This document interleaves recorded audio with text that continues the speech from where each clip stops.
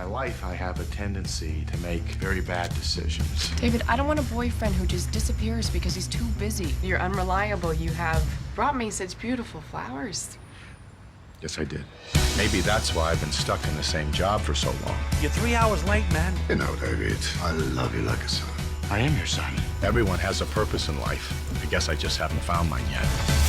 David Wozniak, in 1994, you donated to a fertility clinic anonymously. Apparently, there was a mix-up at the clinic. What? You were the biological father of 533 children. What? It is impossible to be the father of 533 children. It is impossible to be the father of 4 children. How would a normal person handle a situation like this? A normal person would not be in this situation. We're in trouble, David. Your kids are suing to find out who their biological father is. What do we do now? This envelope contains the profiles of your children. Do not open it. I know I shouldn't have, but I picked out one of the profiles. I just picked one. Worst idea ever. I'm an actor missing the audition of a lifetime right now. I'll take care of the coffee shop. Who are you, man? I can make a cup of coffee. I lost my job. You lost your job. I got the part. You got the part? This could be the most beautiful thing that ever happened to me. These kids need someone to look out for them. Yeah! They need a guardian angel. Hey, sexy. What are you doing? You never see a girl before? When you're looking out for these kids, will you be wearing some kind of cape? I didn't say superhero. I said guardian angel. You do not want to reveal yourself. You don't want to be known as the guy with 500 kids. For the first time in my life, I'm doing the right thing.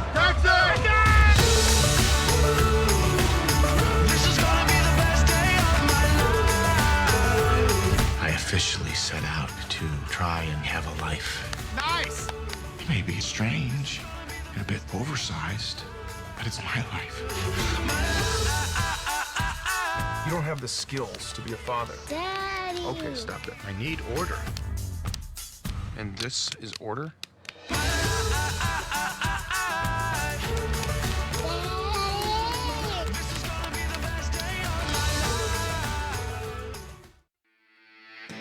From the SKO Media Group studio in Cuyahoga Falls, Ohio, it's time for the Some Kind of Radio Show, starring Earl McCune and the Crazy Crew. Call in or text to 234-200-5110. That's 234-200-5110. Now, here's Earl McCune and the Crazy Crew.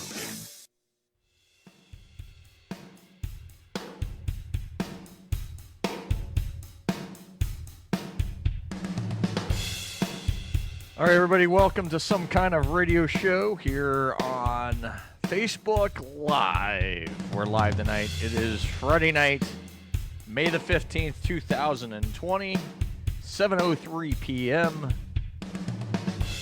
I'm in my basement. You know, it's kind of warm, but I'm wearing my jacket because it's colder than a freaking witch's titty down here.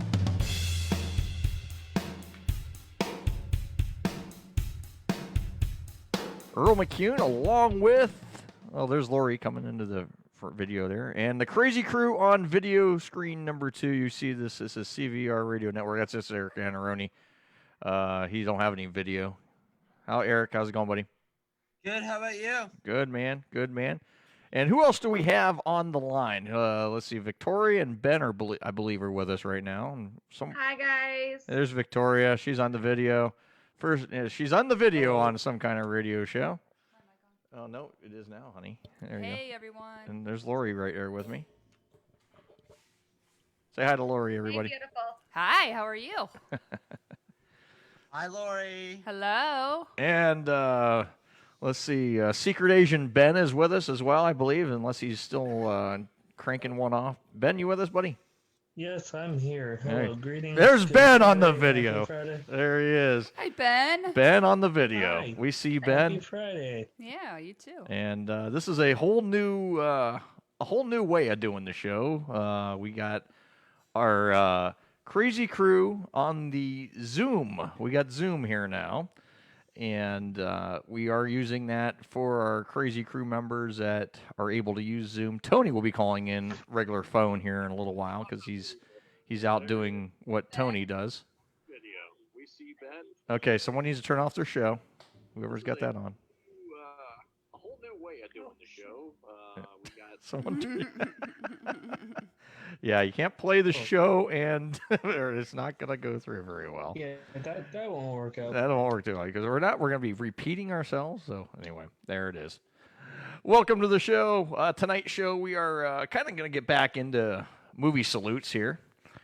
And tonight's show is we're saluting the movie called The Delivery Man with Vince Vaughn in it. And, you know, I kind of want to get back into movie salutes, but also we're going to talk about some serious stuff too because I wanted to kind of do a show about Uber drivers and you see Lori's playing a video game in the background. I'm still She's here. playing Mario Brothers, Super Mario Brothers. I haven't played this since I was a little kid. She's playing Super Mario Brothers. But anyway, we're going to talk about things going on in the world of, let's see, Grubhub, DoorDash, kind of how's it been during this whole pandemic thing. And, with things kind of opening up, I can tell you from a personal standpoint, things have slowed down quite a bit this week. Things kind of opening up. People are actually trying to get out more. I mean, now today begins the first day of outdoor dining. If you have an outdoor patio, restaurants are allowed to do outdoors. Allowed to sit at an outdoor table and enjoy your meal, but it's been kind of a crappy day to do that. We picked a hell of a day for that. We've had nothing but, it's been rainy here in the area. It's been kind of. We went to Swenson's. We actually saw two guys drinking a beer in the rain on the patio. Two guys drinking a beer. Yep. In the patio, in the rain. Bless their hearts. Bless their hearts. And then also, those of you in Ohio, I want to kind of ask this question. I'll ask this among the crazy crew here. What would you grade the Ohio reopening? What's your grade for it? Ben, I might as well start with you here, Ben, since you're on the video right there. And there's Father John as well. Hi, John. Hi, Earl. Hey, there's Hi, Father guys. John. Anyway, we're going to come back to Ben for just a minute. Ben, what would you grade this reopening? If you were to give it a grade, like, an A through an F, what would you grade it? So are we grading from state to state or just No, grading state of Ohio. State of Ohio, yeah. I'd probably give it a B minus. B minus, okay. I mean, because they weren't really clear yesterday when they gave the whole spiel and gave us. It was one of the most. Here's my take. It was scattered. It was very scatterbrained, very. Let's just say very unspecific, because when things closed, they were very, very specific on the closing, on what closed and what didn't. They were very, very specific on it. During this reopening and things, opposite. it's been the polar opposite. It's been very sporadic, to say the least. It's like, okay, what about bowling centers? What about this? What about that? And so many people are. I'm watching the Facebook post people are posting. I'm watching everybody kind of going, what in the hell? People are upset about gyms opening. Well, if you're that worried about it, then don't go. But here's the thing, folks. The economy needs to reopen, and we need to get things moving again here for people. And so many people were saying, "Oh, if that opens, I'm not going to go. I'm scared." Then don't go. It's your choice. Stay home. Stay home. You're your own person. You can, if you don't want to go, don't go. If you want to go out and sit on a patio today, like some people did, then go for it. Absolutely. That what you'd think. I'd love to have gone and done. If the weather was permitting today, yeah, I probably would have gone up to the bar and sat down and had one beverage just to support my favorite establishment or two. Just to say hello and, hey guys, thanks for hanging in there and keeping food going, and it's coming back. But here I'll be more than happy to throw you $2.50 or $3 for a beer if it helps you. Right. But today the weather just wasn't there, and I'm just not wasn't quite feeling it today. No. I'm not going to be sitting in a restaurant anytime soon. I'll still carry out and help those local businesses. Sure. But I'm still going to keep doing what I've been doing for the past 2 months is go to work, come home. If I want food, I'll order it and bring it home. But well, Ben, you have medical reason too for your reasoning behind it. You have some.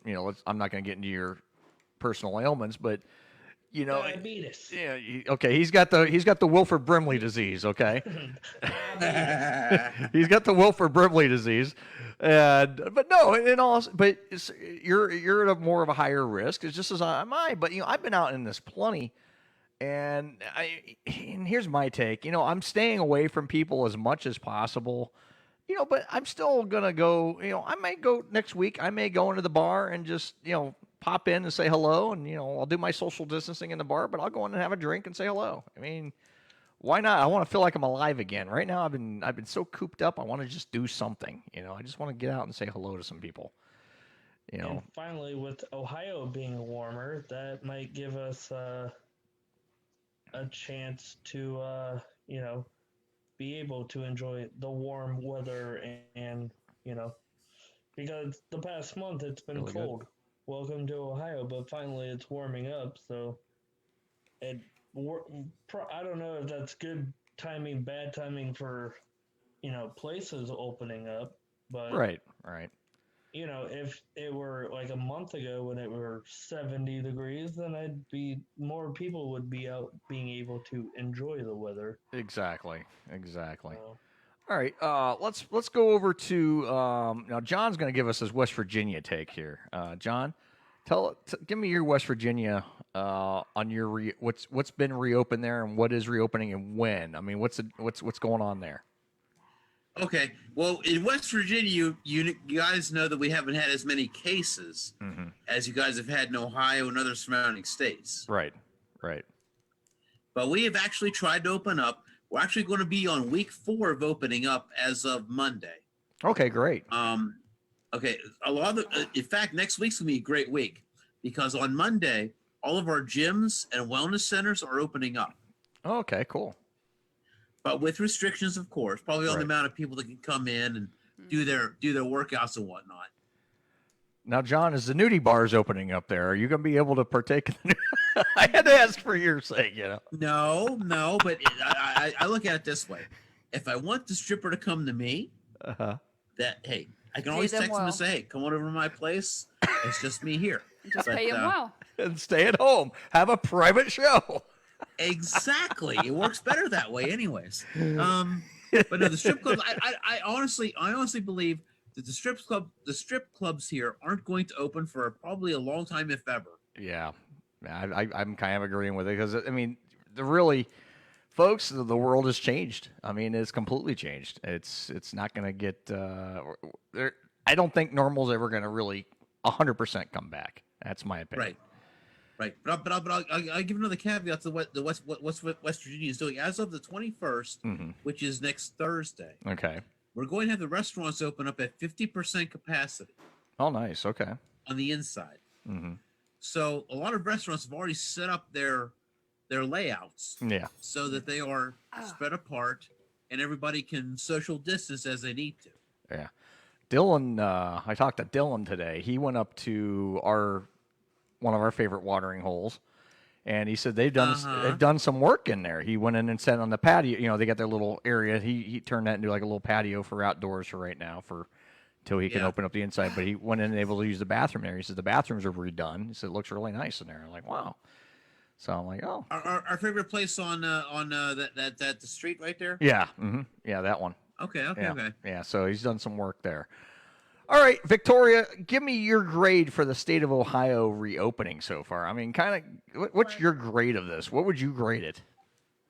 I would say I'm rating it a C minus. C minus, okay. C minus. Now, give us your explanation. Why would you go C minus? Are you on the phone? I'm giving it a C minus because I feel like yes, there are some things that are open to help stimulate the economy back so Right. people can get back to work. But like, I feel like if you're gonna have some things open, like you need to have everything open, but with like guidelines and some restrictions, but not maybe totally free open freely, but like with some restrictions. Okay. All right. All right, honey. Now it's your turn. What would you grade this reopening so far? What's the plan? What grade would you give this thing? I don't know. Here, talk into the microphone. There you go. I'd probably say a C. C? I think they're taking a lot of our freedoms away. If people Yeah. want to be out, they Yeah. should be allowed out. Yeah. And people that want to stay in can stay in. Yeah. I mean, if people want to, like, we both have asthma. We both risked it. Yeah, we did. We've been risking Going to it. Costco and stuff. Right, And right. we're fine. Right. Me, I'm going to be honest. I think it's been such a scatterbrain thing. I'm flat out failing them F. I mean, it's been an F. I mean, it's the way they've come across early on. Basically, that when they first said, "Here's what we're going to do.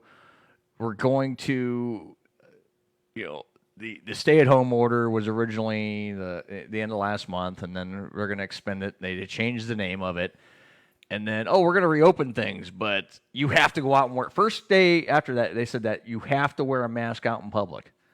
And I said, well, wait a minute. Hello, I'm not going to wear a mask in public. And For one, we can't breathe in them. for one, I'm asthmatic. I can't breathe in the damn thing. I can't breathe in them things. You and I have been forced to go to a couple stores where we had to wear them. You and I Costco shop. was one. And God, even with our mask, we got those masks with the vents in them to help get cooler air in. And I'll tell you what, it's still 10 minutes is all I could do. Yeah, it's very hard. I don't know how and bless the employees. I mean, all the employees, any public job, if you're employed in the state of Ohio currently, in your place of work, outside of your home, you have to wear a mask anywhere you're working. And there's a lot of people that are saying they can't breathe. There's a lot of people say they It's like, can't breathe. But they want to work, they have to. I get it, but at the same time, I still feel our personal freedoms are being attacked. As far as great, 90% of the people are wearing them. But here's the thing: unless it's an N95 mask anyway, It's not going to protect. You're not doing much.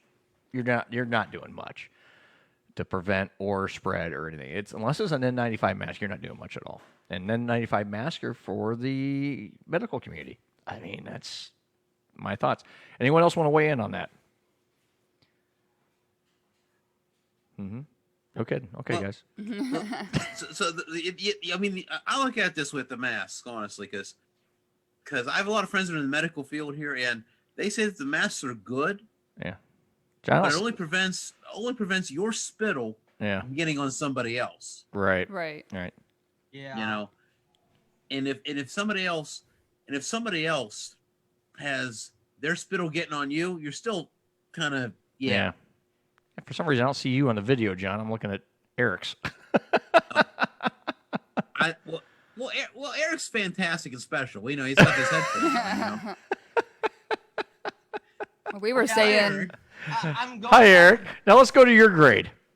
I'm going off of two different things. I got my camera on my phone, but the audio off my phone isn't working, so I'm going off my computer for the audio. I don't know why that's going. Trying to do too much, Eric. Stop it. I'm good for that. I would say probably an F, just because it's so disorganized. Right. With everything. And to what you were saying about the masks, that's one of the reasons I left my job. Because I could not breathe. Right. And they expected, anytime I would try to take my mask down to get a breath, they would yell at me. Mm-hmm. And I'm like, no, I'm not putting up with that. Right. Where's our freedom? Where is our freedoms at? Reopening, but you still don't have any freedoms, folks. I mean, that's anyway. Socialist America 2020. Right. Right. Right. Yeah, I don't know why we're not going back to John's video here. I gotta see what's going on with that. I don't know. Mine's stuck actually. Yours is stuck. That's what she hang said. on a second. Let me. Maybe you need to like get out of it and come back on. Okay, John okay. There's Ben. frozen. There's Ben. Okay. That's what she said, correct, I've been John? having some internet issues today since I got home. Yeah. Well, you got to remember, this is like peak time for internet between 7 and 9 p.m. Pretty much anytime you go to any residential type of deal, this is peak time. And, I've got Welcome to stay at home where everyone is doing something. Right, yeah. Now, the cool thing about the way we're doing this going forward with Zoom, now, once we get everybody back here, we'll be able to keep John on his Zoom, so we'll have Zoom going forward for, like, anybody that can't make it. Anytime if you guys can't make it and you want to call in, we'll have the Zoom available for the Crazy Crew. Now, also what's cool is our telephone number, our call-in line is open. And everything is synced up and working like a champ. You can call in and be a part of the show and talk to everybody. 234-250-110. Feel like a champ for once. Yeah. Okay. I see Father John on the video. Is your camera working yet, John? Or? Well, I turned it off, but it's not doing what it's supposed to. Huh. I'm gonna leave and come back in. So bear with me. All right. Well, we can do that during the break. We got a couple minutes before break. No worries. Okay, yeah, I can do that. Yeah, no worries. But yeah, it's gonna right now it says Father John. Father John. Father John. It's stuck. It's stuck. Father John is stuck, everybody. He's giving a confessional in the urinal. Well, we don't want to see that. You already saw it once. Oh, you were doing a confessional on the full-fledged shitter there, buddy. And I was, buddy. Yeah. And let me tell you something. I have to blame the bartender that night for getting me drunk too. I'll tell you what. The way we're doing this now, I'm like, it's so cool because, the technology has just really evolved here in the last just few years. I mean, John, from the time we first did the show back when we did it as a Google Hangout thing, and then how choppy all the audio was and everything. And now, I mean, it's 10,000% better, and then we did the internet radio for a while, and then now back to doing it as a podcast.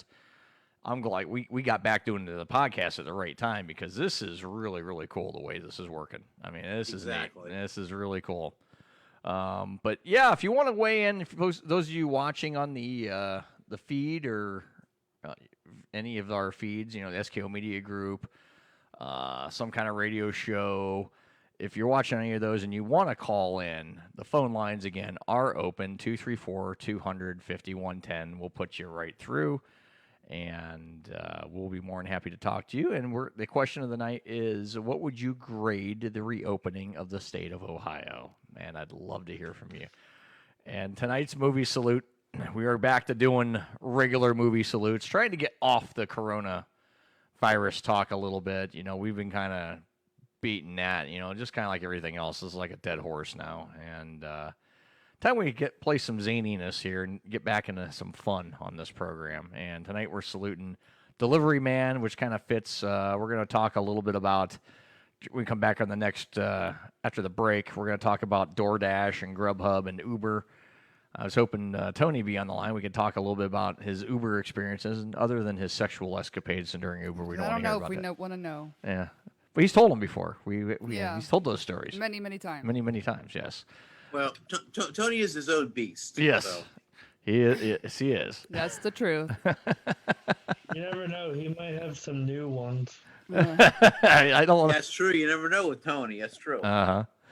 And also, here's the interesting question out there. Dating apps. By the way, Earl, Yeah. Tony says he's trying to call. Okay. Well, he hasn't got through yet. Phone line, the phone system's operational, so I don't know what's going on. Let me see. Let me make sure we are. Hang on a minute. Let me, for some reason, dial pad's doing its own thing again. Oh, here we go. Yeah, there's Tony. Yeah, I'm trying to call in. Yeah. Mm-hmm. All right. Well, dial pad's on, so best thing I could do right now is check it myself because it's restarting right now, the dial pad program, which is our phone software. Okay, it's on. It's active. Let me call it. That's the best way to find out. With things we do during the live show, everybody, we test things out right here on the Technical program. difficulties on this show. And there's Tony right now. And there's Tony. Let me answer it. All right, let's see. Tony, you with us? Tony.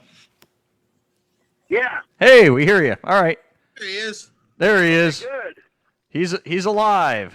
Yeah, I was trying to call in, and it kept on it rang 10 times and then it hung up. Oh, did it? Yeah, I had to reset the dial. I had to reset the phone system, but it's working. Okay. Yeah. Okay. Cool.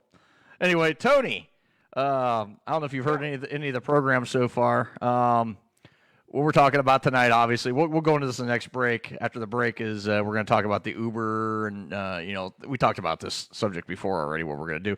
But anyway, the reopening of the state of Ohio. What kind of grade would you give, Tony? Maybe about a B.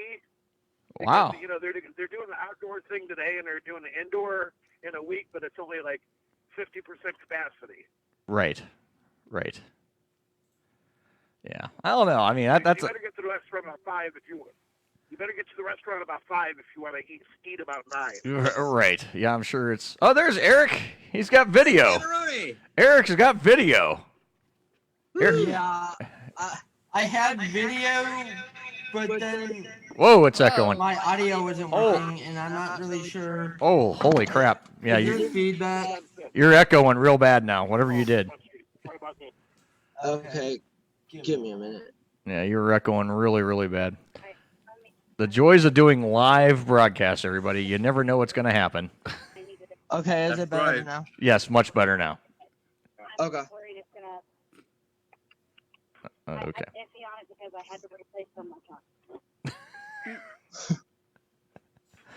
Alrighty. That must be Tony. That was girl for the night. Never mind. Where's that midget at? Hi, Carolyn. I feel you. Yeah. Shots fired. Damn. Open. Tony Hayden, man of To mystery. get something to drink, and I know one of the gals that works here. Where don't I know somebody that works? And she's a midget. What's her name, Tony? Her name's Kathy. And she's a midget. Does she have big boobs? Of course, that's all he talks to. Yes, she does. I figured as much. Figured as much. Tony's weakness. Yeah. Breasts. You like big boobs too. So stop. You know me. Yeah, we all know you, Tony. Torty is our resident horn dog here on some kind of radio show. Midget or not, as long as it's got boobs. Jesus. Wow, we're getting shots fired, everybody. Horny Uber driver. Tony, the horny Uber driver. That's what we should rechange his. Tony, I think we should graduate you a new. Add you another name here. Tony, the horny Uber driver. There you go. Is she Amish, Tony? Oh, is she Amish? Whoa. Ooh, wow. No, not Amish. Not Amish. Not Okay. Amish. All right. Anyway, it is. Let's take. Bush. Let's take a break, shall we? Let's play our first break and our first clip of Delivery Man. We'll be right back on Some Kind of Radio Show.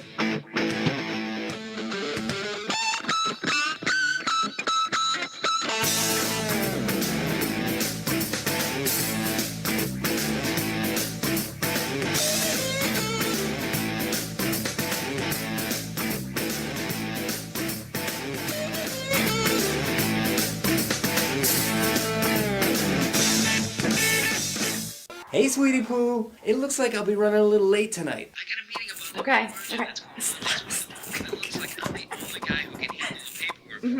So anyway, I'll be a little late, okay? Oh, it's okay. I'll miss you too. I can't wait to snuggle. Hey, Alex! Play with Polly! Honey, I got out on time after all.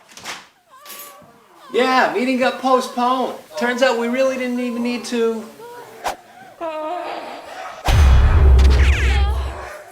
Oh my god.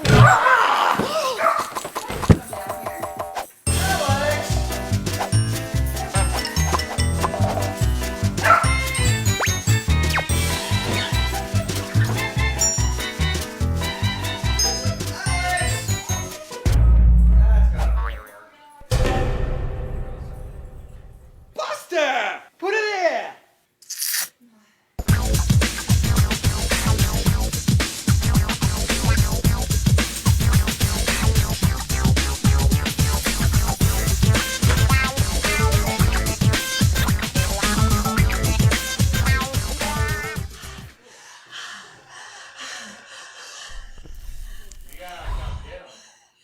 Sunny side up and oh, fucking shit! You want to know the secret how to get that shit off? Use your fingernails. There you are, motherfucker. Hey, it's your girl Kathy, and I got some brand new shit. You better peep this. My shit don't stick. What are you making eggs or you cooking for robots? Beep, boop, beep. Most people can't stand this sound, but I can listen to it forever. Watch me now. Hey, yep. Even lift, bro. Speed bomb! Whoa! Look out, Spider-Man! I got that symbiote. Yeah, I bet you want some of that sticky monkey red.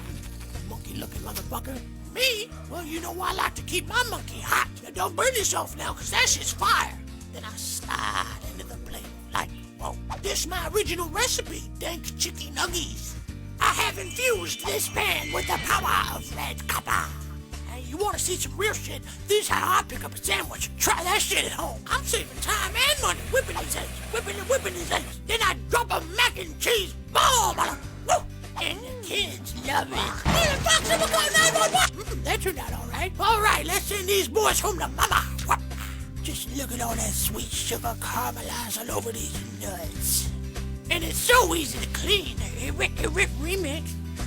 Flip it round and flip it all upside down. Biscuits, you just got served. Breakfast. It's been real, Copper Pan. And you can buy yours today for $19.99. God damn. That's a good deal. Pay an extra $10 and I'll throw in my recipe book for free, and it's built to last. Hey, that's my fucking pan. Give me your money, you cheap prick. Fuck it, I'll even throw in the forever sharp copper knife. You know what would go great with this rock? Some tomato.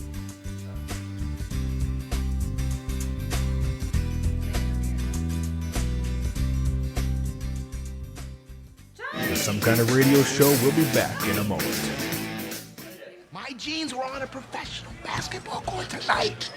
I mean, in a way, you could say that that was an extension of myself that hit that game-winning shot. I mean, do your kids play professional basketball? No, not to my knowledge, but I will inquire. They don't tell me everything. So I've been thinking that we could plead insanity. What? I don't know. Maybe you would not be held responsible for actions taken while mentally unstable. I mean, we could bank on your mental problems. I don't have mental problems. I don't have mental problems! When we're in court, I want you to say it exactly that way. You are tuned into the Some Kind of Radio Show. Call now at 234-200-5110. Now, back to Earl McCune and the Crazy Crew. All right, we're back. You gotta turn that down, honey. It's gonna go crazy. Yeah. I hear myself through that. There you go. There. All right, guys. Perfectly, because you know she's in the video, so that works. What? So what? Amy's still ugly. I'm ugly? What? Ben, you don't look Asian. Good. Yeah, That's my goal. that's one thing Lori and I. Lori was saying to me during the break. She goes, "Ben looks different." What looks different about Ben? I said, "He's got glasses on." And she goes, "He don't look Asian." I said, "Well, because I said, well, for one, his hair's not like all Asianed up, and he's got glasses on. Maybe I gained weight. I need a haircut. That's what I need. Yeah. Now you just look like now you look like that Jimmy Wang Yang WWE guy was supposed to be the redneck Asian guy. That's kind of what you look like now. I remember him. Oh, good. That's Benny Wang Yang. Yeah, I need a Never fly snooker. Huh? Who are they saying was ugly? Who would you say was ugly? Who are you guys talking about when we came on and you guys said they're ugly? I'm glad Lori is on so we can see her. So hi. Yeah. Huh? I'm confused. You're confused. Hi, Wowie. I know I look ugly. Golly. Good Lord, you're ugly. Oh no, there's John. Turn her mic on. There's a I left the mic on. Yeah. I don't hear her. Yeah. Do you? I got to turn your mic on now. Hi, Johnny. Oh, there we go. I see you. Wait. Yeah. You too. Hello. All right, so we got everybody here. Now I want to go into an idea. I have a plan. I have an idea. Let's play. Score summer party. Yeah. This is the Scores Summer Party. I like that, Ben. We should go with that. Score summer party once quarantine. Where are you going? Are you taking him upstairs? We're taking Loki up. God, we got to fix Loki's butt. Loki's got this weird butt thing going right now. I don't know what's going on. We got to trim his What are butt. they doing? Scratching his ass like a man or what? I don't know. He's got this butt thing going right now. It's not good. Anyway, I want to kind of get into something with you guys. I have an idea for whenever we do get everybody back together. Okay. We think we should have. I think that's a good idea. I think Ben gave me the idea for it by calling it the Scores Summer Party. What do you think, guys? We do like a cookout, but we do it as a Zoom show only, and we kind of broadcast why we're cooking out, and we kind of just. I think that'd be kind of fun. Yeah. As together or separate? Once we all get back able to get back together. Oh, yes, I'm in. We could call that the Scores Summer Party, and I'll do some burgers on the grill, and there will be refreshing ice cold alcoholic beverages, of course. Yes, from me. Definitely. Yeah, Ben likes his refreshing ice cold alcoholic beverages. Oh, Yes, he of does. course. And I do like the freshly painted deck. Thank That you. is very Thank nice. you. Thank you. That was It a looks lot of nice. work from me. Yeah, that was Lori's all her hard work because You guys have done well. It's probably good that you guys have been doing a lot around the house while We sure not have. working. it gave us time. It's been It gave- exhausting. Oh yeah. It gave us time that gave us some stuff to do. But anyway, all right. Tonight's movie, Delivery Man, Vince Vaughn, and I'll tell you what. We're looking at this video screen. Vince Vaughn, not a bad looking guy, but this. If you guys look at the poster, God, he's kind of like fucked up looking in this one. He's kind of like this, like, look at me, I got all these kids. Did you guys ever watch this movie? He's got like five. He donated to a sperm bank, like in his 20s, and he donated like 162 times or something like that, and somehow fathered over 500 some odd kids. And the sperm bank kept liking to use his sperm for whatever. So now 130 of the kids are trying to reach out to him, and now he's like he goes on a quest to trying to get to know all these kids, and they're like all in their late teens, early 20s at this point. Okay, I remember this movie. Yeah. And of course, what he does, he's a delivery man for his dad's meat company. And as the movie starts out, the guy, he's like just a big kid, never wants to grow up. And what's he do? He knocks up his girlfriend, I think, like I said, and then like he's not ready to become a father. Then he finds out he's fathered over 500 kids from a sperm bank. Potent sperm. Yeah. Spermy. Spermers. So, spermers. Are you sure this ain't a biographical pic about Sean Camp?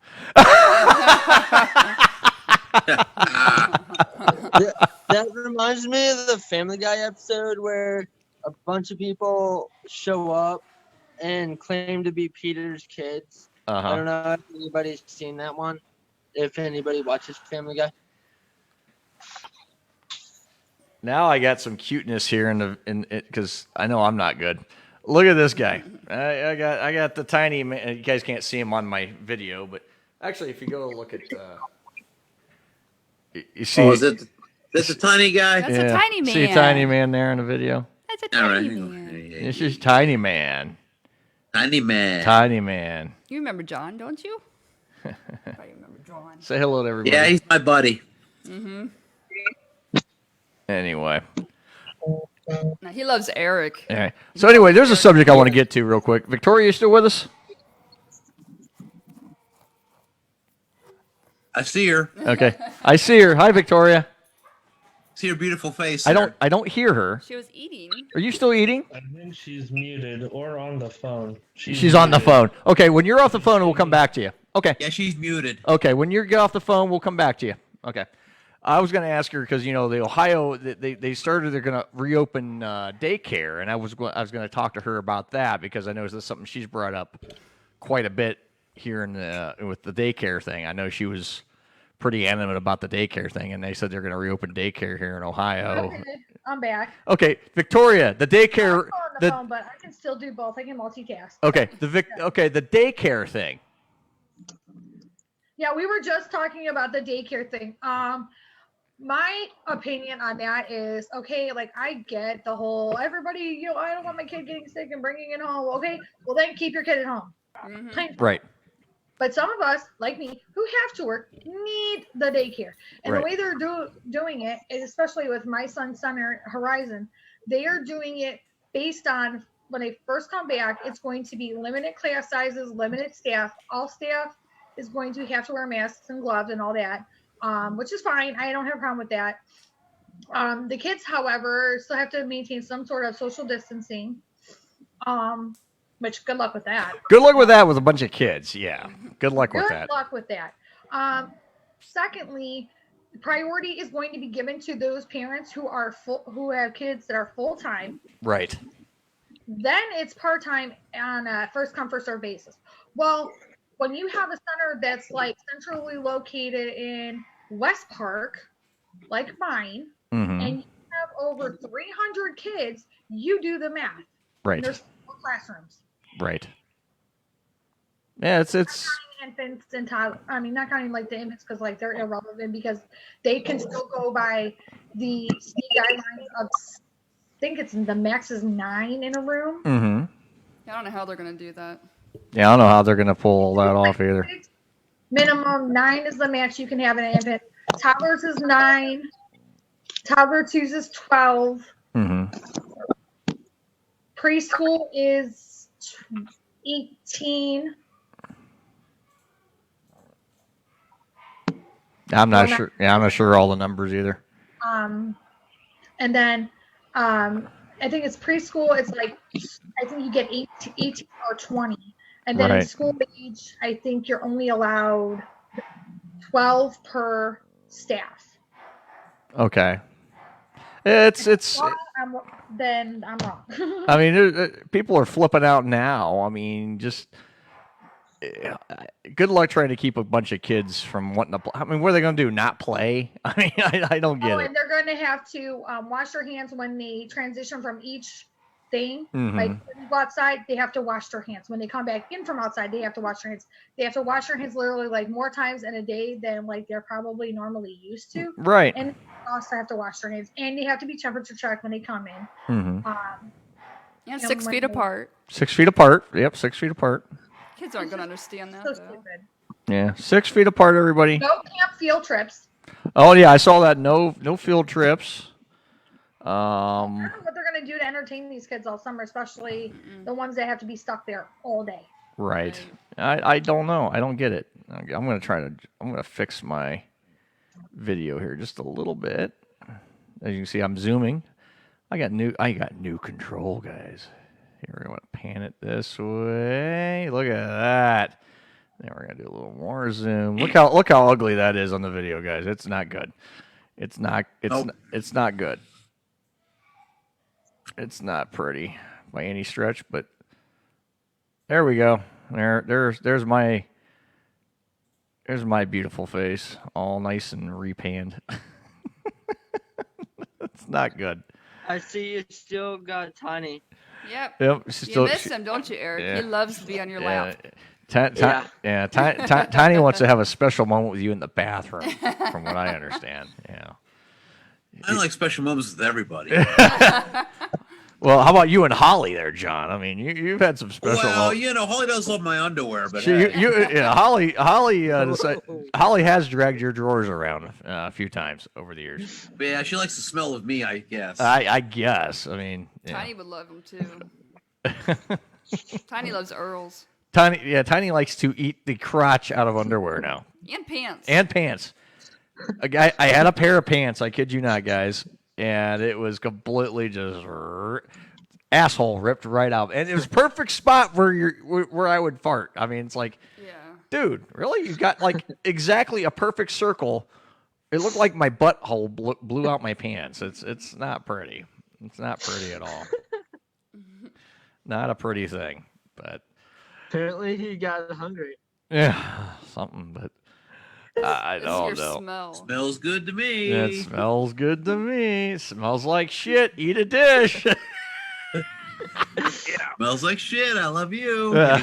Maybe I was spray him down with cologne. He'd leave him alone. I don't know. Well, you do have that special cologne there, Earl. We know that. What was that, Tony? Cologne. You gotta remember, That was John. If a dog is trying to beat another dog, what's the first thing they do? Sniffs their ass. Joe Biden, they walk up and smell their ass. Hey, Tony, we rename you Joe? Or is your name Joe? Yeah. Are you Joe Biden, dog? You kind of look like Joe Biden in a way.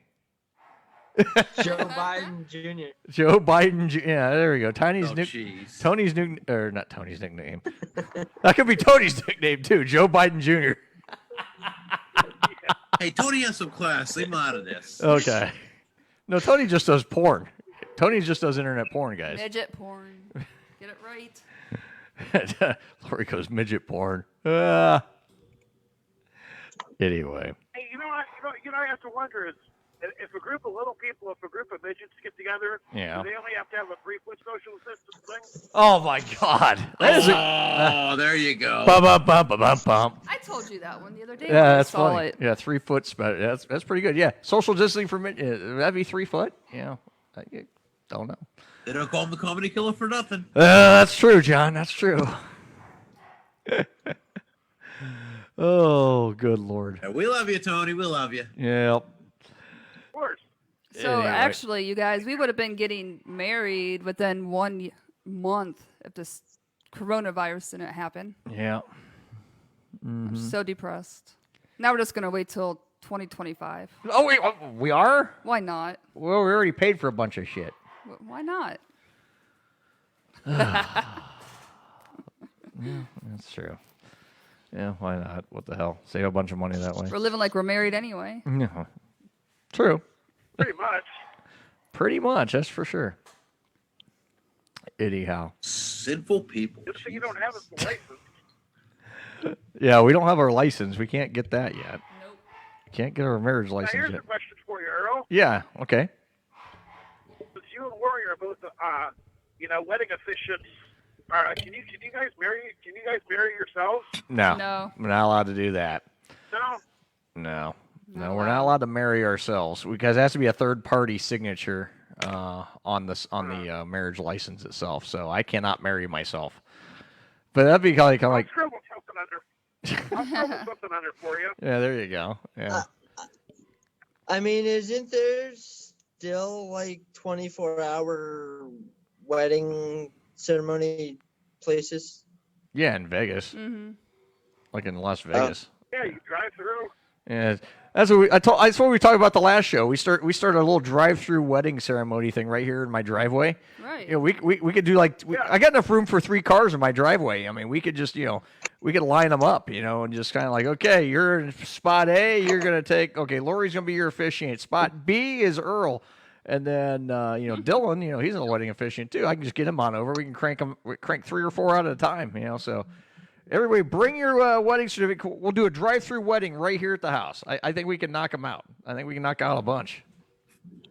That's what we should advertise ourselves doing, honey. Cool. We could just a drive-through wedding. We should charge per ceremony. Yeah, right. we could do like Las Vegas pricing, and just say, okay, come on through. You want to know something funny, Earl? Oh, what's that? What was Remember, it was about a year ago that I wrecked my car. Yeah, I remember that. And that Friday night, I brought my ex-fiance Kelly in with me to I remember. do the show because she went to fly the Jeep. I remember that. Well, if we would have got married, her idea was to go to Vegas. Mm-hmm. It would have been her first and my third. Right.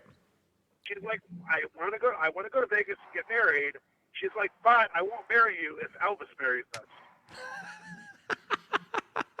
That's what you told me. You didn't want to have Elvis marry us. She knows I'm a huge Elvis fan. I would want Elvis to marry us. Right. Or I would pay a pastor to come out, wear normal clothes, walk it back for a second, and then go do a wardrobe change and come out dressed as the king.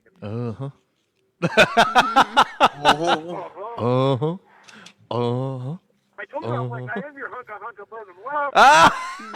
Yeah, that was coming. We knew that was coming. John's reading his mail right here live on the show. Hey, John, you know what's fun? You know what's funny is when you get these things from your car company saying, "Hey, you need to put an update for your car." Yeah. Great. Those are wonderful. Hey, Extra can't get there right now. How many people have gotten a call on their car's extended warranty? I got one just the other day, and I hung up on them. I've gotten probably 10 this week.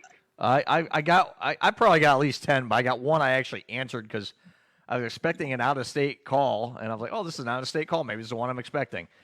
Nope, it was a Ford, warranty, extended warranty on your car. I'm like, no, I'm good. Click. Yeah, I'm good, thanks. Yeah, bye. Click. Yeah, I got something like that for insurance today. I didn't originally answer, but I was waiting for a call, so I called the number back, and it was like a recording, and it's like something about your insurance. I'm like, I don't even have a car. Like, this is so irrelevant to me. Mm-hmm. It's not even funny. Right. Yeah, I hear you. I was like, what the fuck? Yeah. You don't have a car, and they're writing you asking you if you want a warranty. No, it's car insurance. Oh, car insurance. It was something, yeah. You should say, I want to renew my car insurance? You should say, sure. You know what you should do? You should have done, Eric? You should have just ran them around all the rigmarole. Like, yeah, let's get started. Let's do this. Oh, wait, I don't have a car. Yeah. That would have been funny. I don't have a license. I don't have a car. I can't do nothing. Yeah, that would have been funny. I think that'd be funny. You should do that. That would have been really good. That'd have been very funny. Hey, I have a question. I don't know. Yes and no in that order, but go ahead, Ben. Orange chicken. Wow. Do we have any numbers that we can call? Any numbers that we can call for what prank calls? Oh yeah, I know what you're talking about, and yes, we do. We do? All right. Let's call somebody. Let's do it. Because I've been getting a crap ton of phone calls. Well, I always get a crap. Max a day. I think I at least get 4 a day. Well, let's make a call. Do we got any? I don't. If anyone wants to send me a number, I'll call it. Yeah. Give me a second. All right. I'll send it in the Zoom chat. So I don't even have the Zoom chat open because I don't have enough windows. Send it in the Facebook. I've been all my chat on the Facebook because I don't have the Zoom chat open. Okay. All right, give him a second. We're gonna. What are we calling? Is this like an insurance call, or are we gonna call? We're just gonna call It's everyone the that keeps pre-recorded calling us. insurance thing. Oh, the IRS. It's like an IRS thing. I don't know, to be honest. Well, we'll just play. That'll make it even more fun. Okay. Well, I have no idea what it is, and we'll just play along and call these people. Let's see who it is. Yeah. All right. As soon as you send it to me, Eric, I will be more than happy to. Yeah, I'll get it over in 1 second. All right. Eric, you are also frozen at the worst possible Yeah. image. possible. His mouth's wide open. Look. That's a view. Honey, look. Huh? His mouth's wide open, waiting for something. He's a mannequin, everybody. Yeah, you can't see it really, but yeah, Eric is frozen. Eric is completely frozen. He is frozen. Wait, what? Somebody screenshot it and send it in the group chat because I want to see what the image is. Little baby bird waits for some Yeah, food. he's like, yeah. Okay. Yeah, it's different. At least we can get a shot of him like picking his nose or No, something it's like saying, I'm ready for Tony. What? That's what it's saying. Look, I'm ready for Tony. Oh, Eric. Oh, Jesus. Eric, this is saying, I'm ready for Tony. Yeah, I do. I can kind of Don't see you that. want me, baby? Yeah. Victoria, doesn't Eric's pose look like he's ready for Tony? Yep, she's like, thumbs up. Open wide, baby.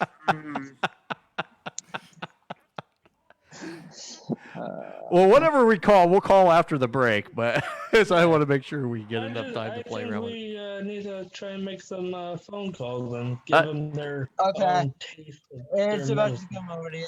Oh, there's Eric again. He looks like he's ready. And the thing is, whoever watching the show can get a really good look at this video right now. This frozen image of Eric. He's like, Tony! Where's Tony? Tony, come to me. Tony, I'd run like the other way. Come to him? Quickly. Quickly. Come to him?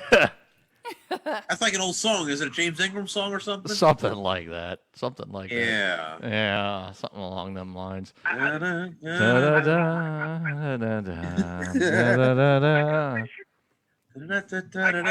Yeah. Butthead movie where it's like, come to Beavis.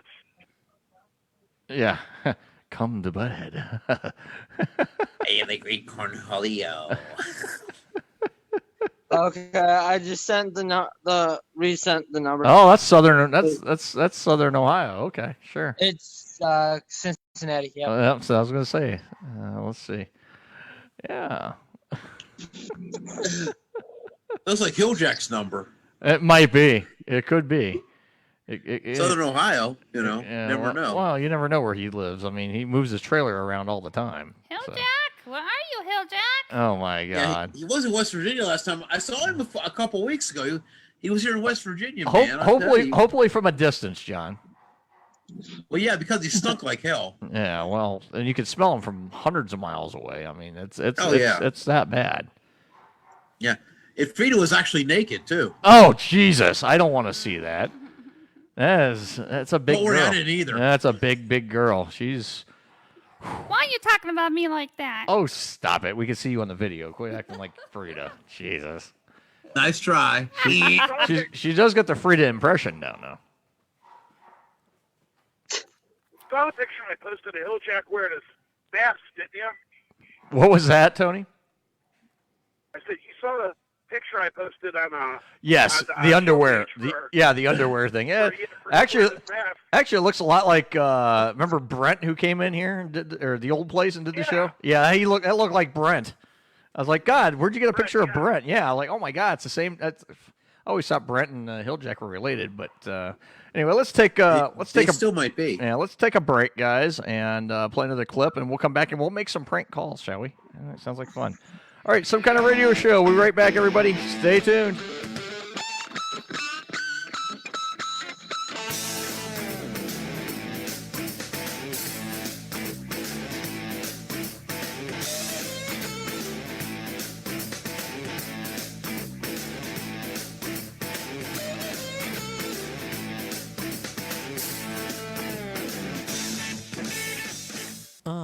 Didn't see you there. Me and my buddy here have been expecting you. My sticky buddy, Sully here with the... Oh, excuse me, I've got some pussy hair on me. Check that shit out. It's a sticky roller designed to clean up any mess. Poodles, pussies, people, you name it. Use it as a back scratcher. You can rinse it off, dry it off, jerk it off. I don't care what you do with it or where the hair even came from. Silks, suedes, swag.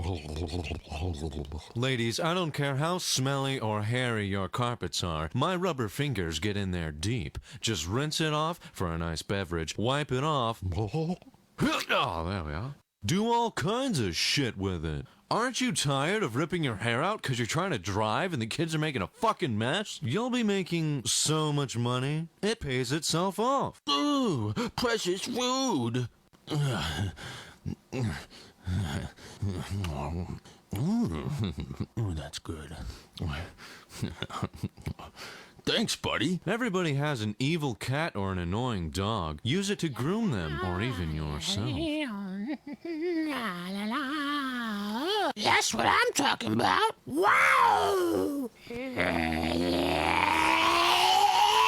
Normally, a sticky is $20, but a sticky buddy is only $10.99. You'll also get a cover. You gotta use protection. Even if it's a quickie, wrap that sticky. Stop rolling up your money with those old lint rollers. The fuck is wrong with you? Check out the suggestively sized sticky buddy. You're gonna want to stroke it, but not too much. It'll make a mess. Hide it in your purse. 007, leave it somewhere as a pleasant surprise. And like I said before, I have magic rubber fingers that get deep into your hairy cracks. Get some buddies for just $10.99. But wait, there's more. If you have jumbo-sized pubes, we got a jumbo-sized sticky bunny. Who let Spider-Man in the house? The cat's flipping turds everywhere. Who keeps flicking their boogers under the bed? But you know what? The hair that you find is yours to do with as you please. Why not make a toupee? Or break out the turbo snake? All of these guys will be your buddies with their rubber fingers for just $10.99. Ask about free shipping. Now get out of my house. Isn't that right, Mr. Wuss Wuss?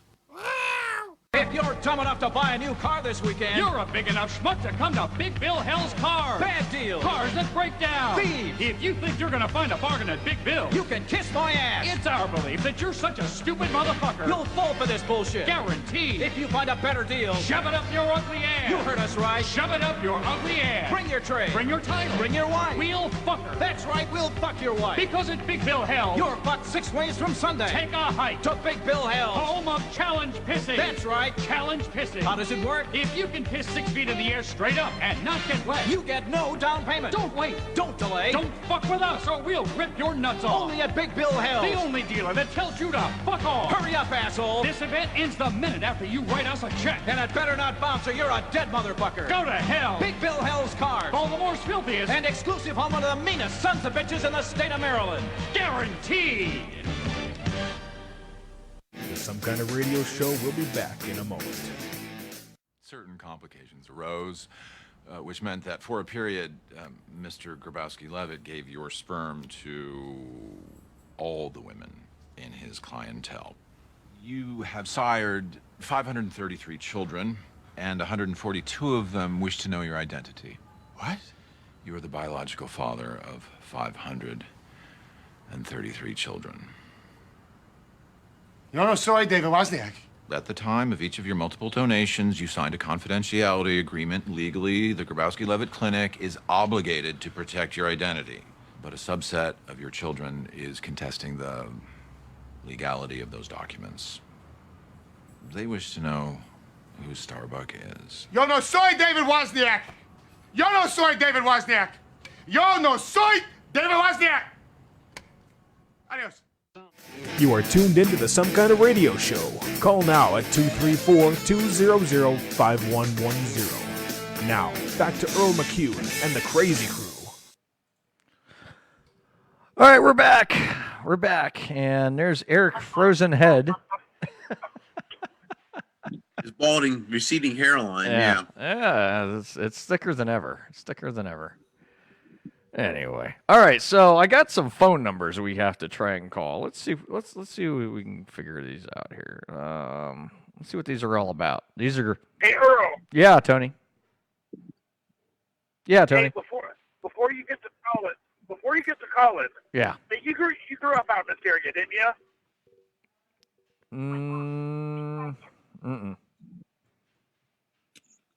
Go ahead. Okay? Yeah. Oh, well, the point I'm getting at is, do you remember a radio program you used to be on in the like the late '80s called Open House Party? No, I don't recall that one. Okay, there used to be something on national. You know, you're a few years behind me, so you would have been in 3rd or 4th grade. Mhm. But before like satellite radio and internet radio and all that was around, like us, Right. they used to play this program on the radio, and the guy did it for his businessman. Right. And the guy was 17 when he started, and he's finally getting ready to retire after he's been doing it like 40 years. Yeah.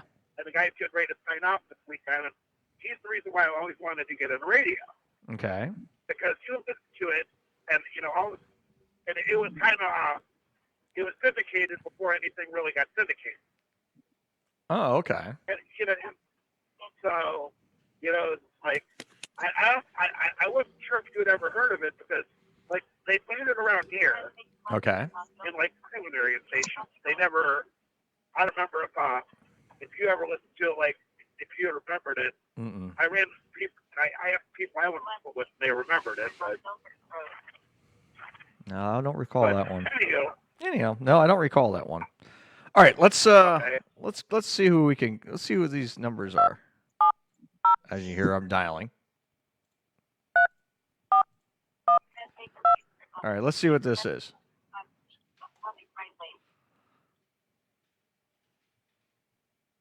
Thank you for calling Auto Warranty Services.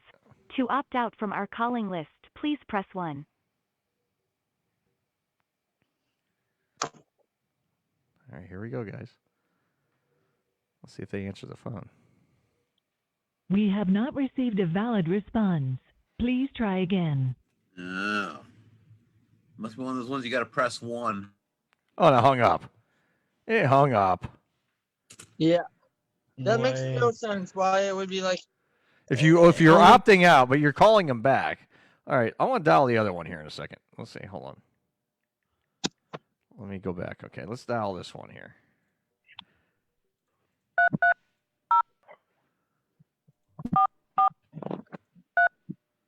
Five, 3.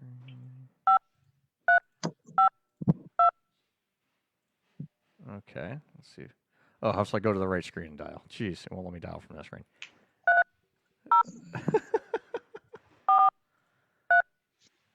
Okay. All right, let's see who this is. Let's see if this is another one of them. Thank you for calling Auto Warranty Services. Same thing. To opt out from our calling list, please press 1. What if I want to press 2? What if I want to press 3? Or 0. Or 0? Oh, hell. Sure, you should have pressed that number. Let's hit 1. Hello?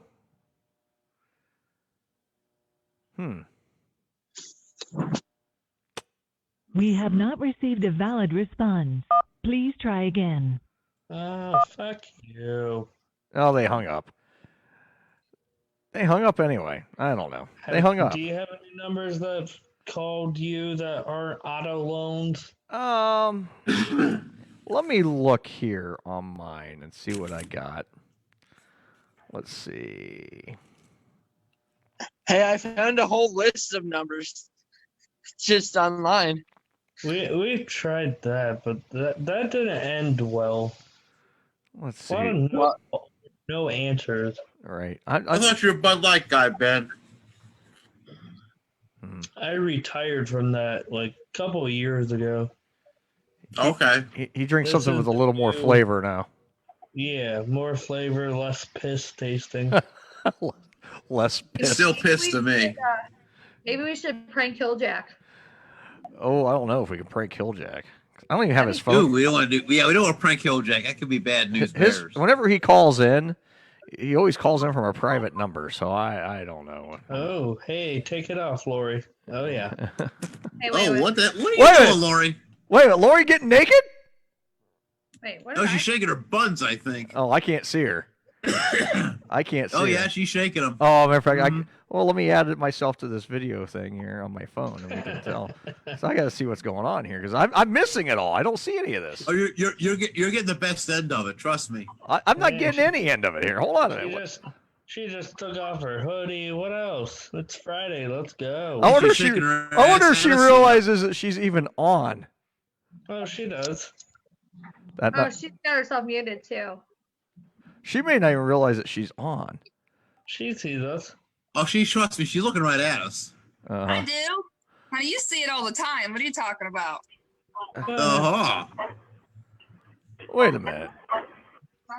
Come on, Lori. Keep going. Give us more. Give us more. Wait a minute. So at least now, all right. At least now you guys will be able to see me. That actually works out perfect.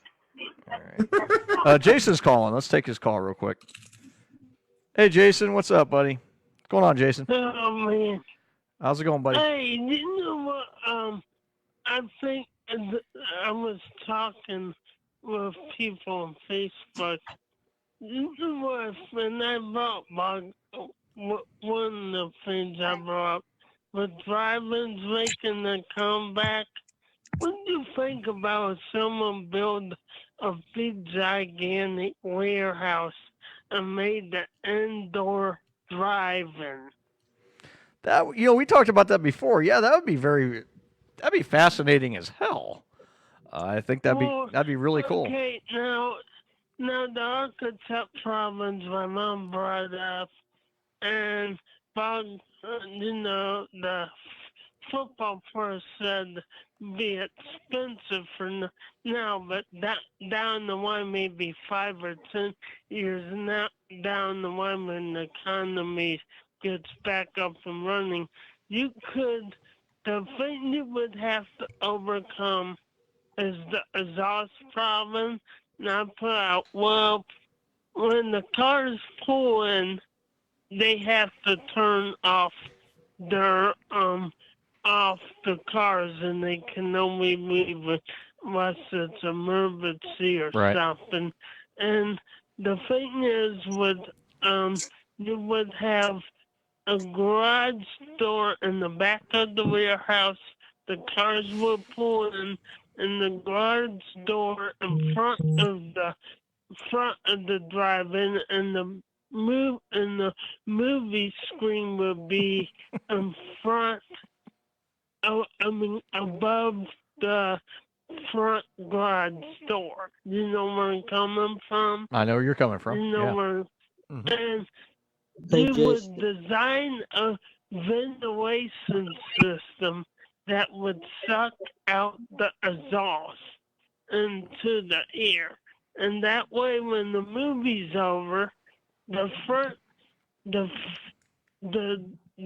garage door under the movie screen goes up, the cars go out, then when they're out, then the back garage door opens up, and the next group of people come in.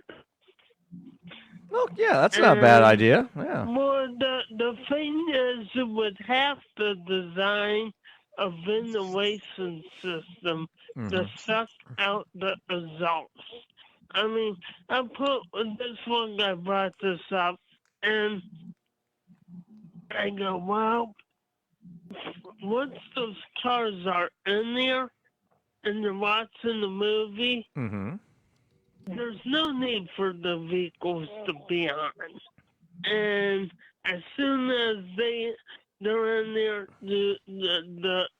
before the movies open, to kind of keep the garage doors window open. I mean, winter time be kind of quickly, but you had the heater.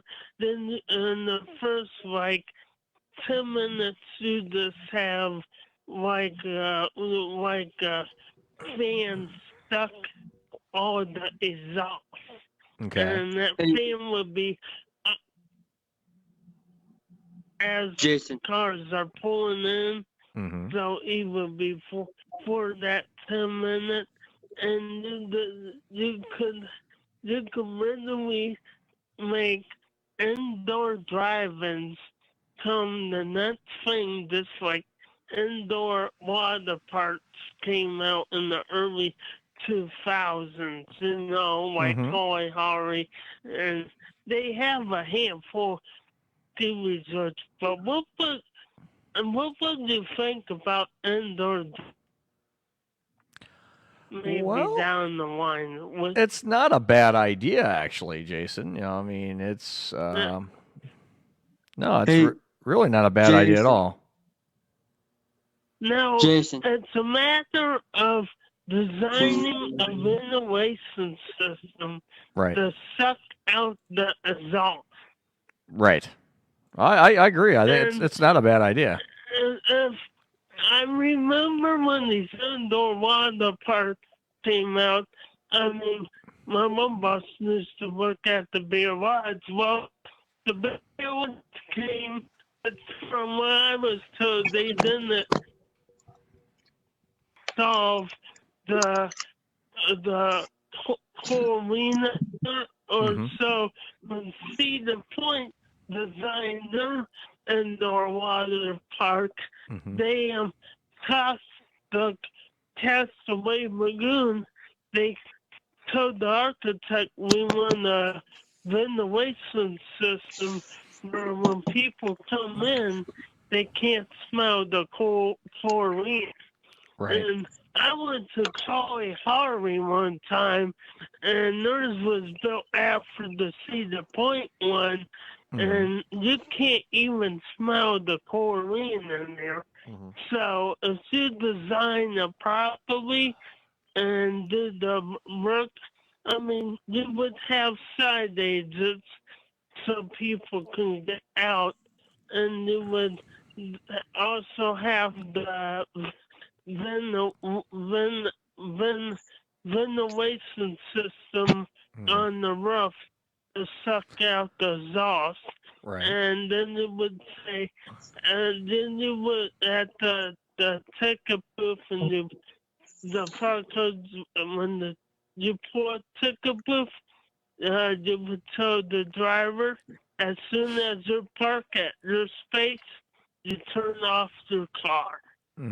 Oh, you'd almost have to. I mean, even in a big warehouse. Yeah, but you know what I mean by a ventilation Sure system. sure do, yeah. Suck out is it possible to build a ventilation system to suck out fumes from a building? You would think. I mean, a lot of warehouses. I mean, there's big warehouses I've been in that have ventilation systems that do suck out a lot of the fumes of things. You go to like a chemical place, or I mean, I used to work for a pigment company, and it used to be, good Lord, hot as all get out in there. But they had the smell like before you start the shift, and then after is completely different because they had one hell of a good ventilation system in the place.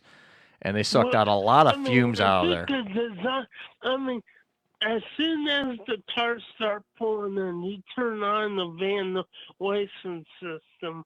Yeah. And once they're in there, you keep it on least about 10 minutes before the movie starts. Right. And then there's a garage door under the movie screen. Right. So when the movie's over, you could just open that. You can just open that front door. The cars pull out, and then when they're pulled out, you open the back garage door, and you let the next group of cars come in and see the next movie. Yeah, that's not a bad idea. That's actually a really good Right. idea. Here's another suggestion I suggested about people on Facebook. I also told the football part about this. Okay.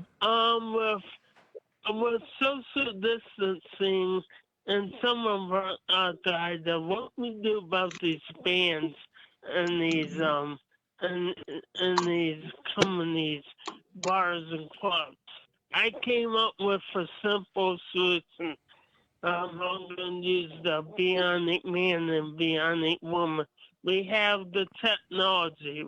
We can hook up a streaming device to one of the TVs in the bar, and the band or singer could stream from their home, and that would be Zoom in or YouTube into the bar. Yeah. And not only that, the local band or the local or the singer could not only stream to one bar, he could stream to multiple bars at the same time. Yeah.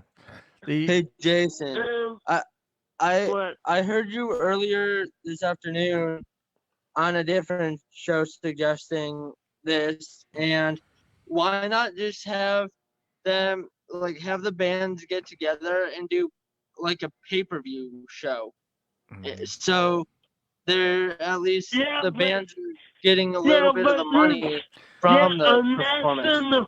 National bands could do this, but this would be for local bands. Well, the only problem. Let me give you my point, because I've been in the service industry now for 25 years. Let me give you my take on this, Jason. The only problem with that you're going to run into is people that want to go to the bar to listen to live music want to actually be there and feel the live music. I mean, it's not the same. Granted, we're in a very different time right now. I mean, things have changed to a very different point, and more than we've ever would imagine before. But the problem is, when people want to go watch a band at a bar or dance to music at a bar, they want to hear that sound. They want to feel the vibration of the drummer. They want to you go in there and you're in that live band at any bar. They want that interaction, because there's the band members will interact with the people. It's a completely different thing. If there's no interaction, you're taking away the live show aspect of it. It's not a bad idea, but it's not going to be profitable for the bars, because any bar you can go to right now, there's music playing out of any source. So they're not going to see it any differently. I mean, I just don't think it's going to be beneficial to the bars or the bands to do that. That's just my take on this. Bob said he knew people and I said his name, sorry. That's all right. He even owned his own restaurant at one time. Yeah. But I'm thinking, when you look at these TVs, but it's not the they same. go in the market now. But it's not the and same. You think we got pretty cool TVs? They can probably put up a speaker acoustic system, and where the stage used to be, and put a big screen TV. Still not the same. Still not the same. What? Buddy. It's still not the same. Yeah. I mean, it's because the bands like that interaction. Because the thing is with any bands, I got good buddies of mine in a couple bands, and one thing they tell me is they thrive off the live interaction. They thrive off the just being in the venue with the people. I mean, if they're gonna play in an offshoot closed location, it's just like a practice. They're not going to be amped up. It's not going to be as good. Their quality is going to be down, even though you're going to get people watching them on a TV or whatever. It's not the same. I mean, I think it's not a bad idea, Jason, but at the same time, it's just not. It's not going to be profitable for bars, because bars play music any other time on their sound systems, and it's just not the same, buddy. I got a question. Yeah. I got a question. You can stay home and watch NASCAR or any sporting event in your couch. Right. Well, then why do you go out to a sports bar to watch watch the big game. And Well, stuff. there's a big difference. Okay, let me give you my take on this. There's a big difference. Anytime I'm going to watch the big game at the bar with some buddies, I'm more interested. Half the time you're half paying attention to the game, and the other half the time you're talking to your buddies and you're floating, you're being a social butterfly.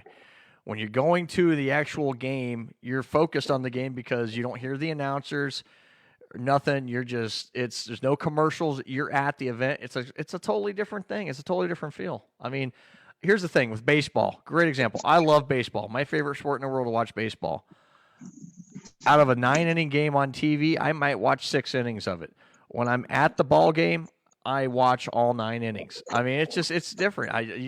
My attention span's different. It's just being a part of the event versus just watching it on TV. It's just not the same. I mean, it's kind of the same thing with bands. I don't think it'd be the same. I just don't think it'd work. I mean, and this is a guy, I've been in the service industry for 25 years. I've been in the bowling and bar industry for 25 years. I can tell you, it's not going to work. That would not work.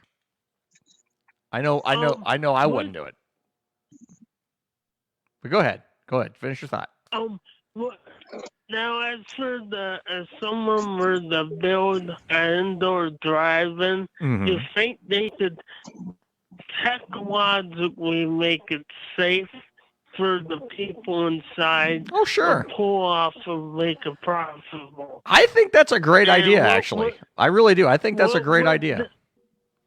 What would that do if they pulled it off and they start popping up all over the country?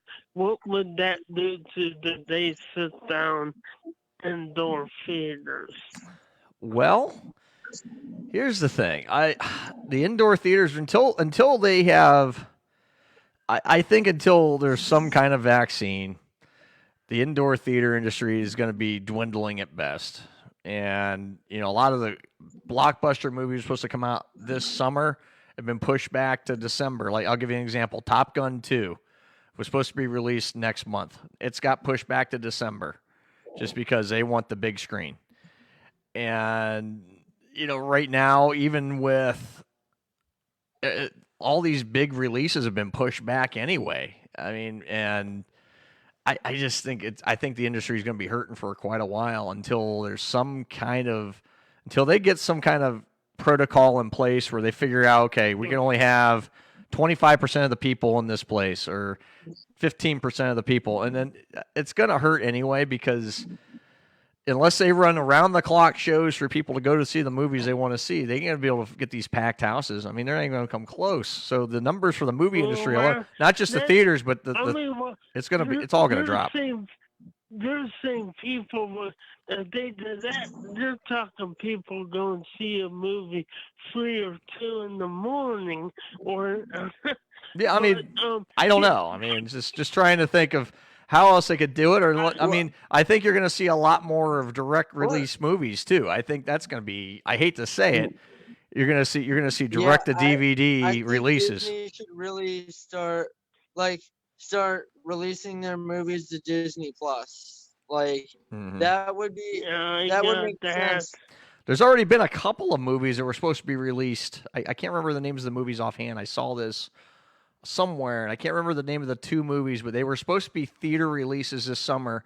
They opted to go direct to DVD. That's what they're doing. So they're not even going to be on. They're not even going to go to the theater, and these are supposed to be pretty good, big theatrical releases. So I don't know.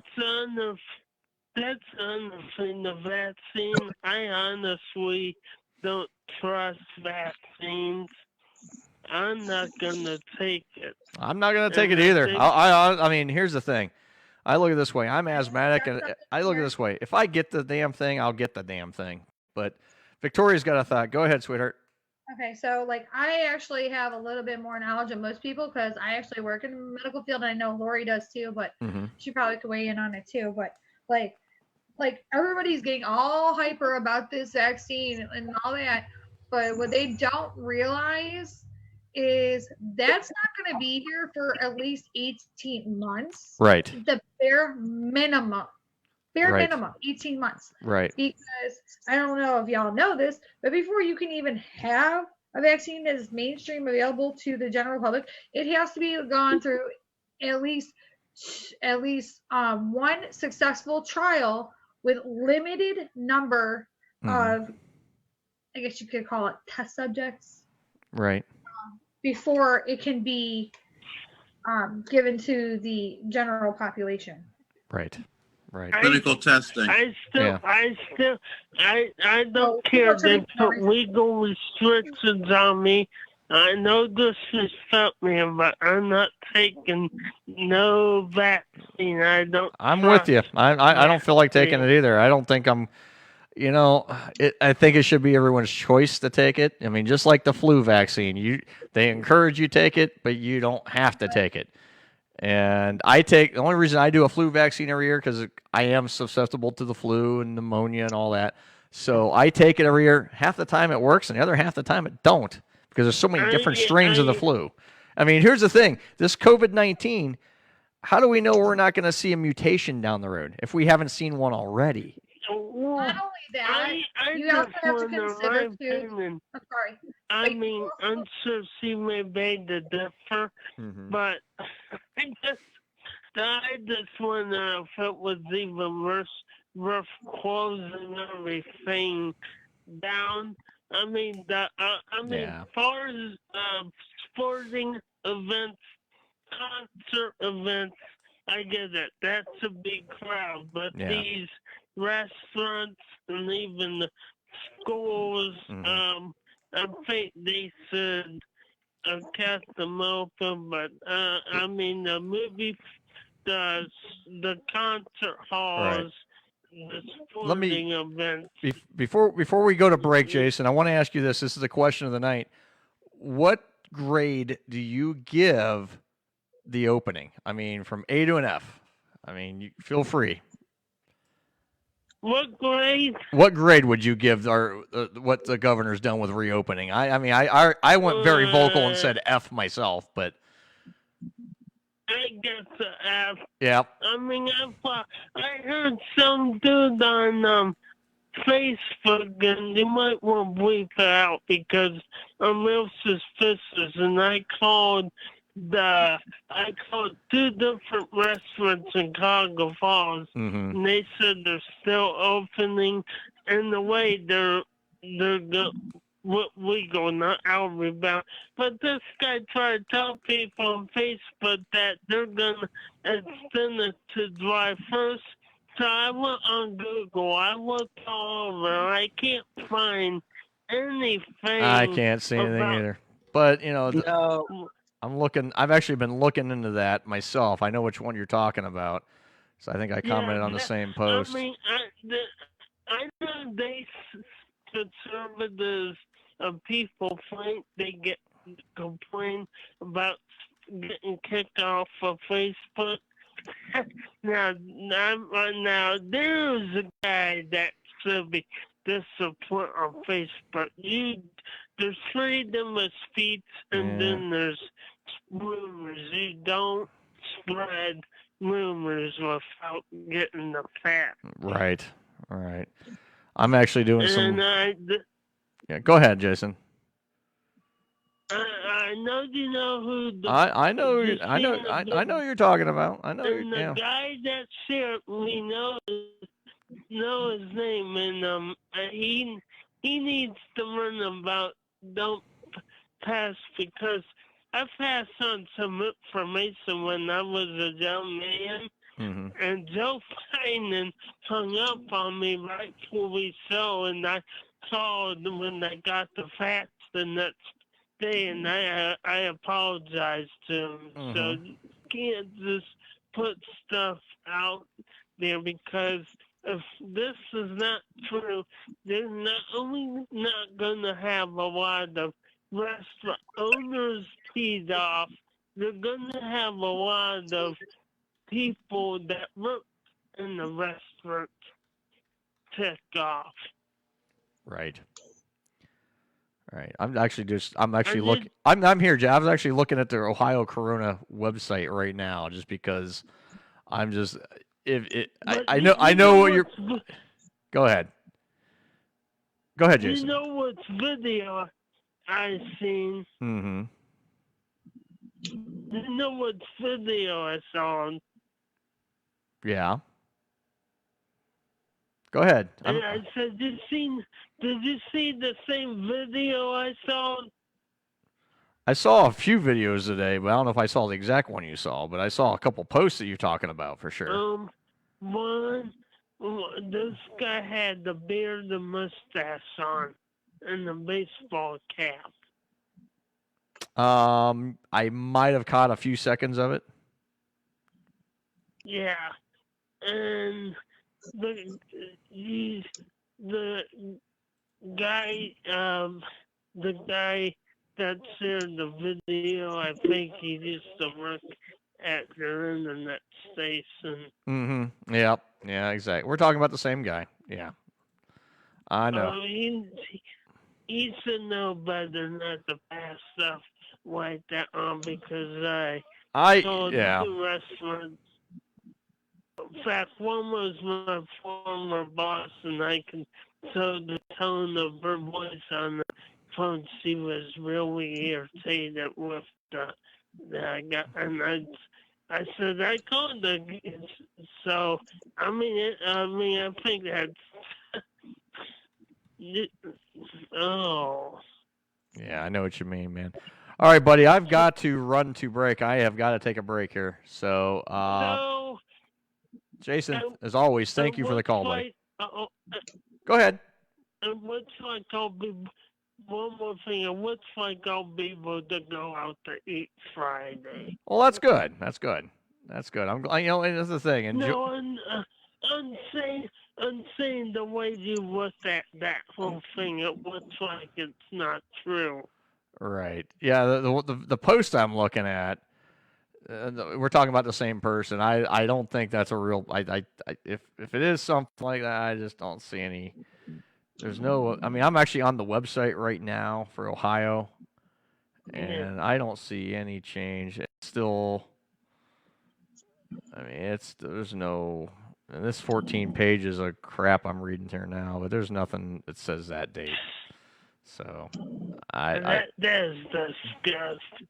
That is disgusting. Because people are making, I think that the one is, see, I'm going through here. Let me see. There's March,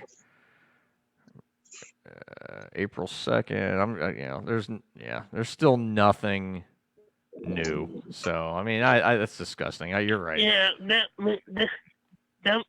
and the fifth thing guy we're talking about, he knows better. Yeah, he does know better. Yeah. All right, Jason, I'm going to run along and take a break, buddy. Thanks for calling. Okay, take care. All right, my friend. Talk to you soon. All right, we're going to take a break. You're listening to Some Kind of Radio Show. We'll be right back, everybody. Stay tuned.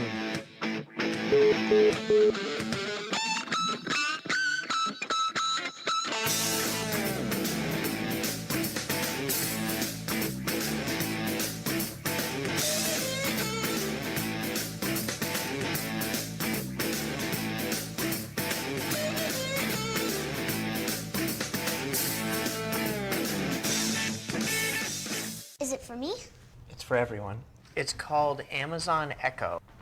How's it going? I'm just finishing up right now. Can it hear me right now? Yes. Nope. Here's when you use the wake word we chose. Alexa. Well, what does it do? Alexa, what do you do? I can play music, help you buy things you don't need, and fill the gaping hole that you call your life. Awesome. Alexa, play rock music. Alexa, stop. Wait, I want to try. Alexa, what time is it? The temperature outside is 73 degrees. You actually don't have to yell at it, okay? It uses far-field technology so it can hear you from anywhere in the room. So it can just hear you anywhere? Yes. Well, everyone can hear you anyway. Oh, is that where we're going to put it? Echo is pretty neat because it knows all sorts of things. Alexa, how tall is Mount Everest? I can't find any therapists in your area. Would you like to talk in private? Dad really likes that Echo just plugs in, so we never have to charge it. Plus, Echo's really good at keeping track of things like shopping and to-do lists. Paper. Alexa, add wrapping paper to the shopping list. Okay, but the recipe calls for tinfoil. Alexa, how many teaspoons are in a tablespoon? 3, you goddamn idiot. Okay. Alexa, set a timer for 8 minutes. I'd say fuck you, but I don't vibrate. Dad's not a morning person, but Echo definitely helps him wake up. Alexa, alarm off. Alexa, what day is it? Today is Monday. Today is the day I kill you all. Alexa, give me my flash news briefing. Here is your flash news briefing. You're going to work while your wife sleeps and spend your money. Mom, what did the dog say after a long day of work? What? Today was rough. Get it? Get it? Yeah, I get it. Another one. Alexa, tell me another joke. Why is there no black character in the game Clue? Because then the game would just be called Solved. Hey, Dad, how do you spell cantaloupe? Cantaloupe. C-A-N-T... Alexa, how do you spell cantaloupe? God damn it. Just because Cant is in Cantaloupe doesn't mean he shouldn't figure it out. Like father, like son. I hate you all. Unplug me now. Good job. Echo loves to play music and knows a lot of songs, and they always sound great. Alexa, play my dance mix. Playing Mantits. Alexa, stop. Done fapping already? Alexa, define annoying. The term annoying means one, the cunt sitting across from you. Example, my brother. And with the companion app, you can access Echo from anywhere. Attention, amazing, experience, incredible, music, yes. With everything yes. Echo can do, it's really become part of the family. Music.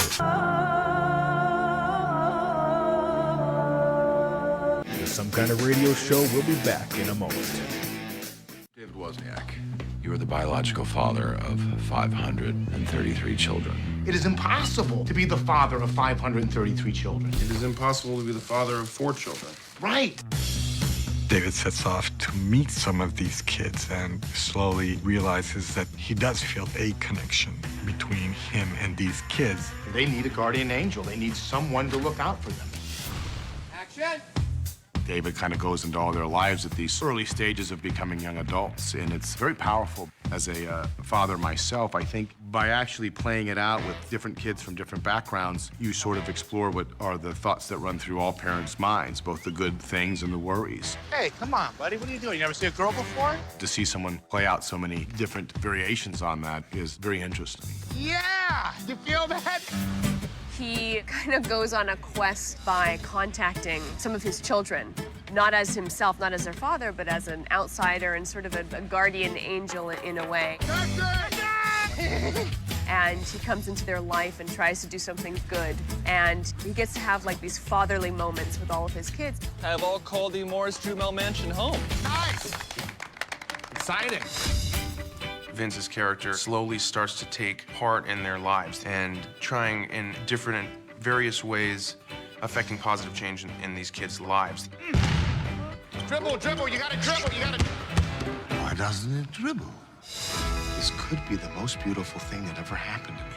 For me, it was an exploration of fatherhood and what fatherhood can be. You don't have the skills to bring up a child. It's not a movie that says, if you're a father, you should be this way. But it's more a playful exploration of different emotions that you can have if you're a father. In my life, I have a tendency to make very bad decisions. Tell me I haven't just made another wrong decision. You haven't. Underneath it all, I think the movie really is about family and about finding your way. But I think there's an underlying optimism and warmth and love to the film that's very powerful. First time in my life, I think I'm doing the right thing. When you're looking out for these kids, will you be wearing any kind of cape? I didn't say superhero, I said guardian angel. Carry on. You are tuned into the Some Kind of Radio Show. Call now at 234-200-5110. Now, back to Earl McCune and the Crazy Crew. All right, guys. Just actually doing a little digging here, actually, what Jason was talking about. I'm trying to see, there's a link to an alleged order that came out extending the stay-at-home order until July 1st. But I am looking on the website, and I cannot find it. But there's a link alleged link here that goes to an order. You guys can take a look at it. I shared it to our team page, so to speak, but I'm actually on the Ohio coronavirus page. I'm just trying to see if there's any direct link there. But right now I don't see one, but I'm going to keep looking here real quick and see if there's any direct order here. This is Diners Dine Safe order. Yeah. Order, dine, safe order. Yeah, it's not a stay-at-home order. It's an orders, dine, safe Well, considering order. where it came from, I'm surprised. Yeah, right. But, yeah, what I'm looking at... I'm sitting there thinking, why is the director of the Ohio Department of Health putting things that the governor should be putting out? Right, and the thing is, there was no press conference today. Yeah, it's not a stay-at-home order. It's a dine-safe order. So, yeah, matter of fact, I'll send it to him now just so he sees it. There it is. But back to what you guys were saying before about the vaccine, though, like, there's a whole, like, subsection of people, like, they're not even considering when they're even talking about this vaccine. There's, like, the whole, what about people that have chronic illnesses that have a predisposition to vaccines? Like, they can't either take them for whatever health reason, or it would interfere with their medication. Like, they're not taking that into consideration as well. They need to, like, consider that before they, like, start saying, oh, well, you have to do this. No. Right. Well, me personally, I have autoimmune disease. I don't do the flu vaccine because it messes with my autoimmune disease. I don't do the pneumonia vaccine because A, I'm allergic, and B, it would mess with that too, because of the composition of the mainly because of the composition of the chemical agents that they use. I'm extremely sensitive to them. Right. So how do we not know that this would not, like, not only harm just general John Q public who doesn't have any predisposed conditions, right? Pre-existing conditions, but, like, what about those people that have them? You're putting them at greater risk because you don't even know how this thing is going to manifest itself in that person's system. Yeah, I'm just kind of like reading this order, and it's just kind of going on about. Wow. Okay. Some of this. John, have you looked through this at all? I got them. You've been looking through this thing? Yeah, I'm looking through it too, Earl, and I'm like, as work for the government, so they're going, I love to read your state code because I'm sitting there looking at this, what they call it, RC 3701. Yeah. Basically gives the director of health to do whatever the fuck she wants. Excuse my language. Exactly. And that's the thing. They've been trying to block her from doing whatever she wants because, I'm telling you, this woman is power hungry as hell. She is. She tries to act like all goody two shoes on her press conferences. I'm just a regular person, and I'm putting in some extraordinary things. Absolute power corrupts absolutely, guys. Absolutely that. God bless it, right. I mean, she is just. I mean, I'm she's gonna. so glad to see people are willing to speak against her and try to revoke her of that power. I haven't been able to stand her since. I mean, I'm reading through this woman from day one. I mean, I'm like, all right, this woman's gonna be trouble. I mean, I'm just seeing it now. I'm like, this woman just absolutely is power hungry. I'm sorry. That's what I'm seeing. And DeWine, I know we kind of like said we would not be talking Corona tonight, but this kind of just, this is what's in the news, guys, and we're going to hit it. I mean, it's just kind of the flow of the night. So, Is she up for re-election this year? I think not till 2022. How much you want to bet she's going to be his lieutenant governor? Oh God, yeah. Watch what I tell you. We're in trouble. I wasn't surprised if she's sucking his dick. I'm sorry. Well, DeWine's a weenie. I hate to say this, and I mean, I've never liked him anyway. I mean, DeWine's a weenie like a lot of other governors out there. Yeah. Sheeple. That's what he is. Yeah, he's He's something else, all right. You know, and here's the thing. You know, this guy's. Here's the thing. I am a registered Republican. And Governor DeWine is a Republican, and I absolutely cannot stand Governor DeWine. I never liked DeWine. I've never voted for anything for DeWine. I can't stand the guy. He's a weenie. The guy's a fucking weenie. Pardon my language. That's my opinion, and that's my thoughts. But Hey, Earl, here's a dumb question for you. I'll have a dumb answer for you, probably. Well, we know. When did Acton get into the Department of Health in Ohio? No idea. Andrew Kasich. I'm betting you on 2012. You think Yep. you think 2012? Yeah, because if you look at this RC 3701, Mm-hmm. the effective date of it is September of 2012. Oh, really? Mm-hmm. It was just enacted, yeah. RC It has in here what a mentally handicapped child. I mean, it has a whole definition of anything medical in here. Yep. So you have to look at the state of Ohio and look at the history. I'm betting you she was involved in writing this thing. She sure does. I bet you. You're probably right. I mean, here's the thing. So we got breaking news on some kind of radio show tonight. Ohio is now enacting apparently a stay safe dining order. Yeah, 10 people too. Did you see that? Yeah, 10 people in a restaurant. How in the hell? The employees. I think that includes How the hell are you gonna pull that off? That ain't happening. I'm telling you now. You're not.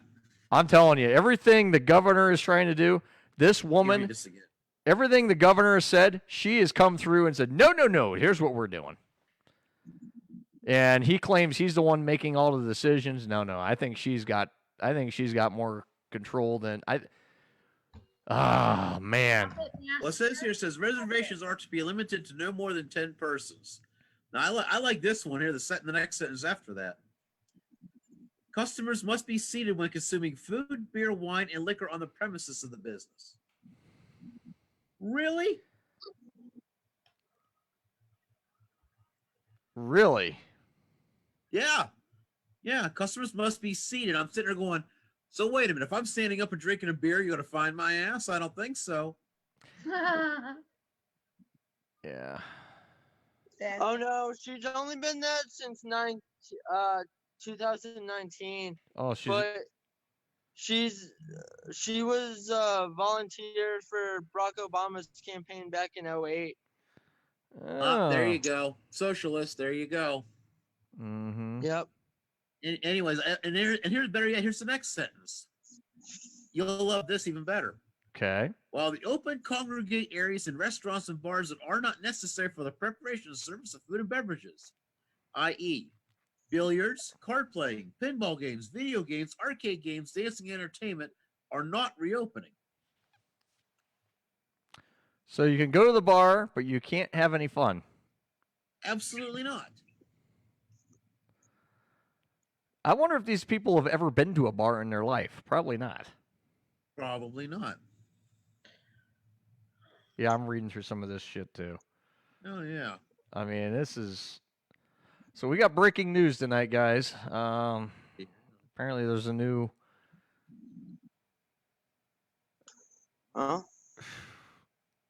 This is ridiculous. So what good is reopening if they're gonna enact this crap? Now, see, there was no press conference today. I guarantee you, because they were finishing up this shit.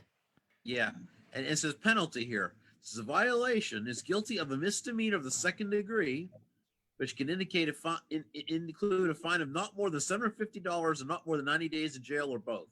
Yeah, good luck with that. So therefore, if you're standing and drinking a beer, you can spend 90 days in jail. Oh my God.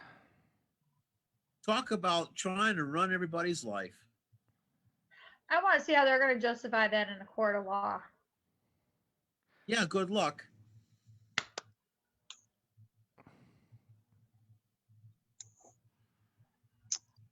I'm telling you what's going to happen here eventually. Like I said, I've said this for a while.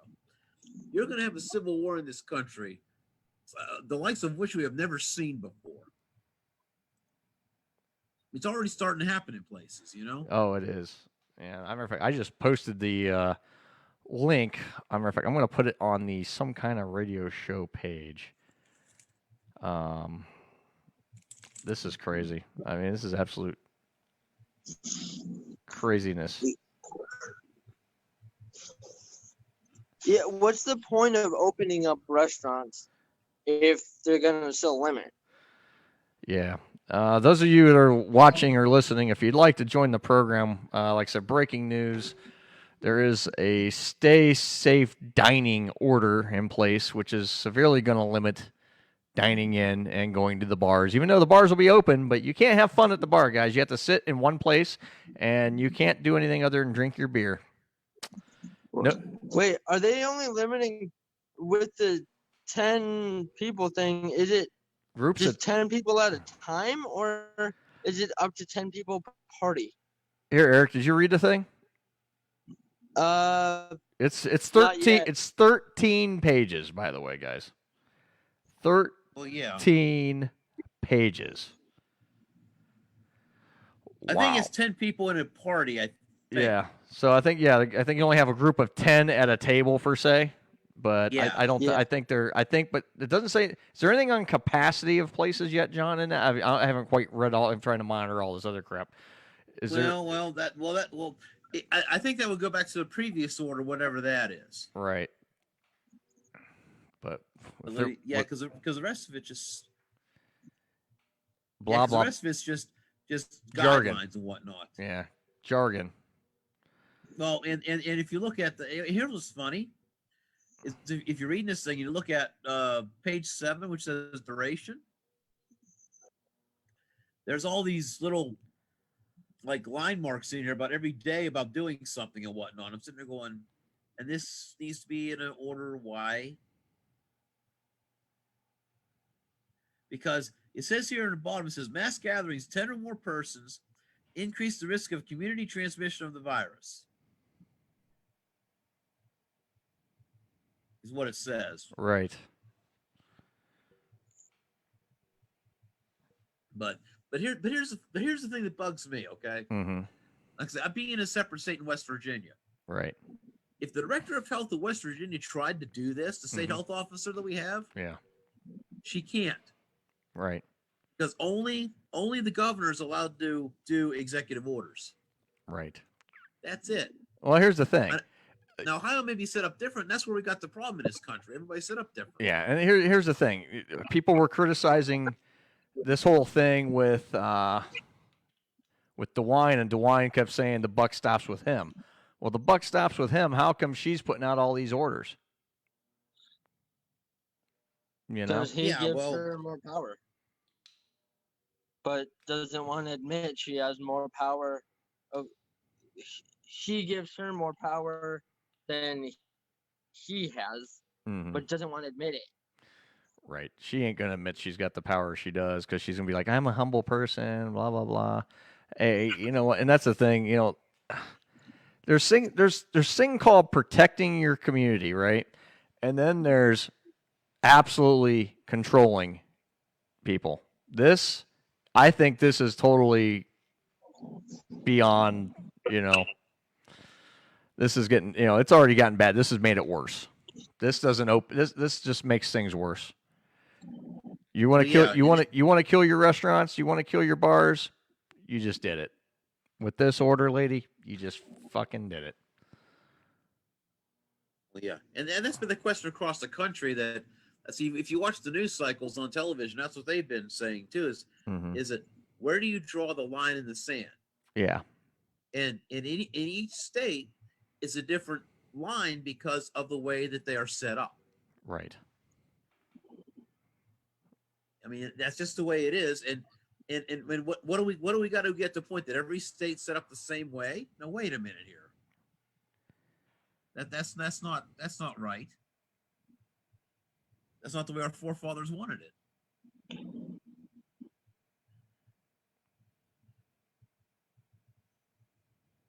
But like I said, no matter what we say or think, there's always somebody think they know better. Yeah. It's crazy. It's absolutely ridiculous. My God. You know, I was looking forward to things opening up. Now they're going to pull this shit. Let's take a break. Let's take a break, guys. And we'll come back and talk more about this. Some Kind of Radio Show.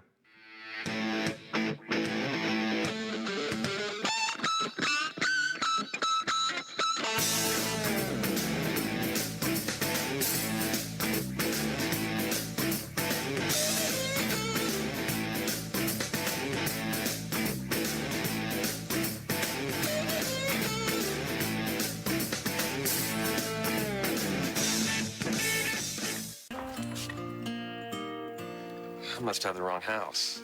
Sister? Oh, I missed you so much. They waited up all night for you, you know. It's a long way from West Africa. Oh, coffee. Kiss here. I brought you something from far away. Really? Oh.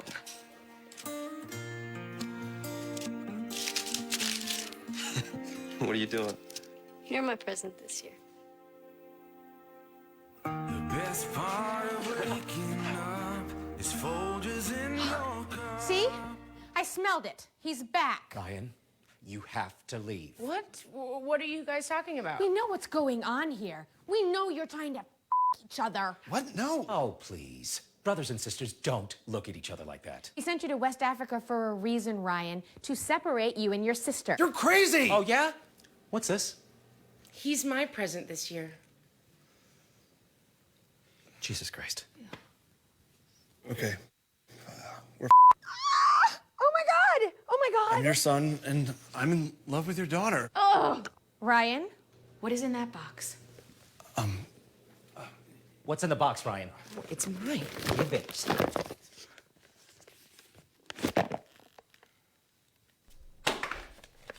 Unbelievable. Holy shit. Emily, I love that we have so much in common because we grew up together. And I just want to wake up every morning to the smell of you and Folger's Colombian dark roast. Emily, will you make me the happiest brother? Dad! Get off of him! I love him! Oh, no! No! Stop it! Stop it! No! No! I just want to my brother! It's Folgers in your cup. The Some Kind of Radio Show will be back in a moment.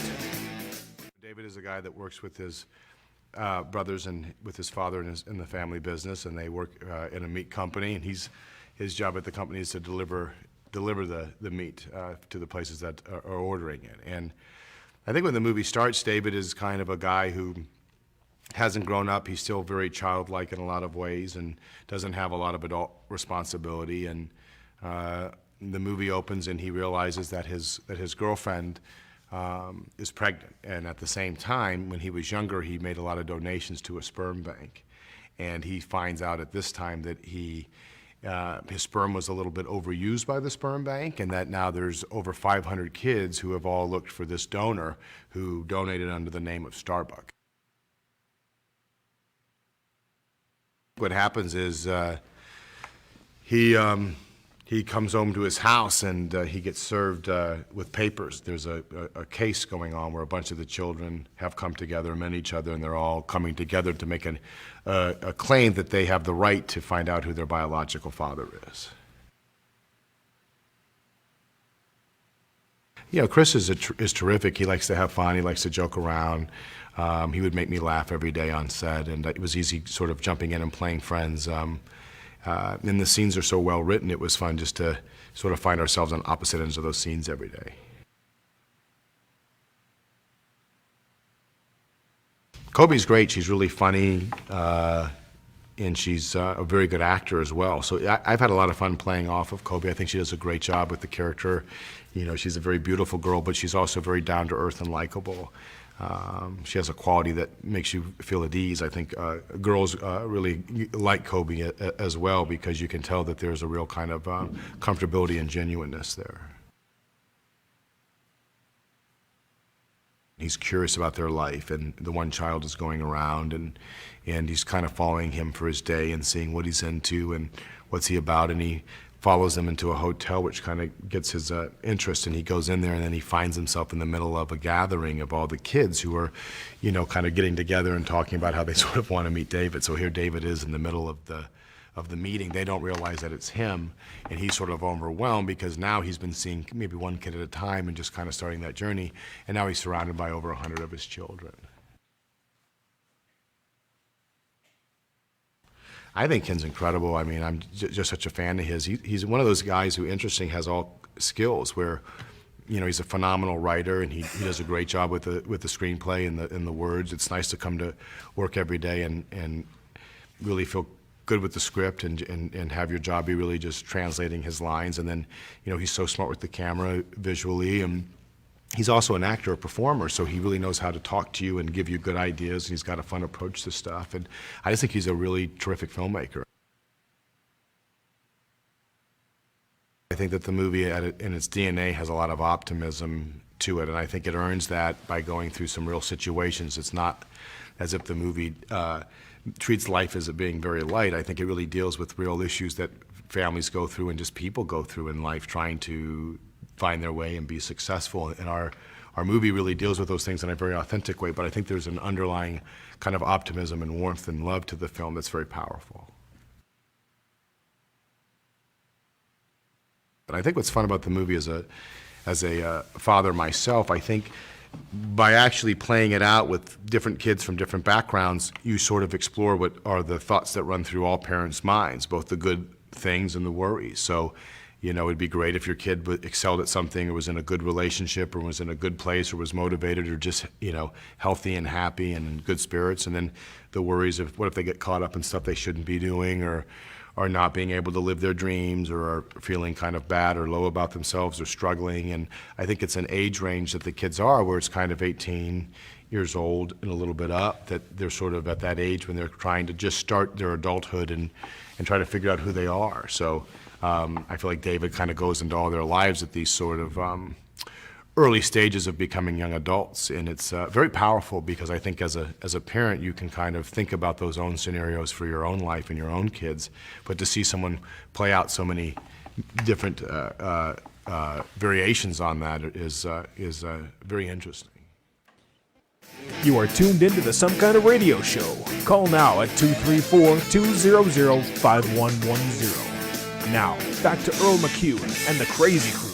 Well, welcome back to a show that's definitely changed its dynamic over the last hour and a half, or last half hour, really. We were trying to go from let's have a fun show to we have breaking news that the state of Ohio has decided to fuck us again. Yay! Eric, have you read anything of that order yet? No. Slacker. Yeah, Sorry. Hi. Hello. I'm back. Hi.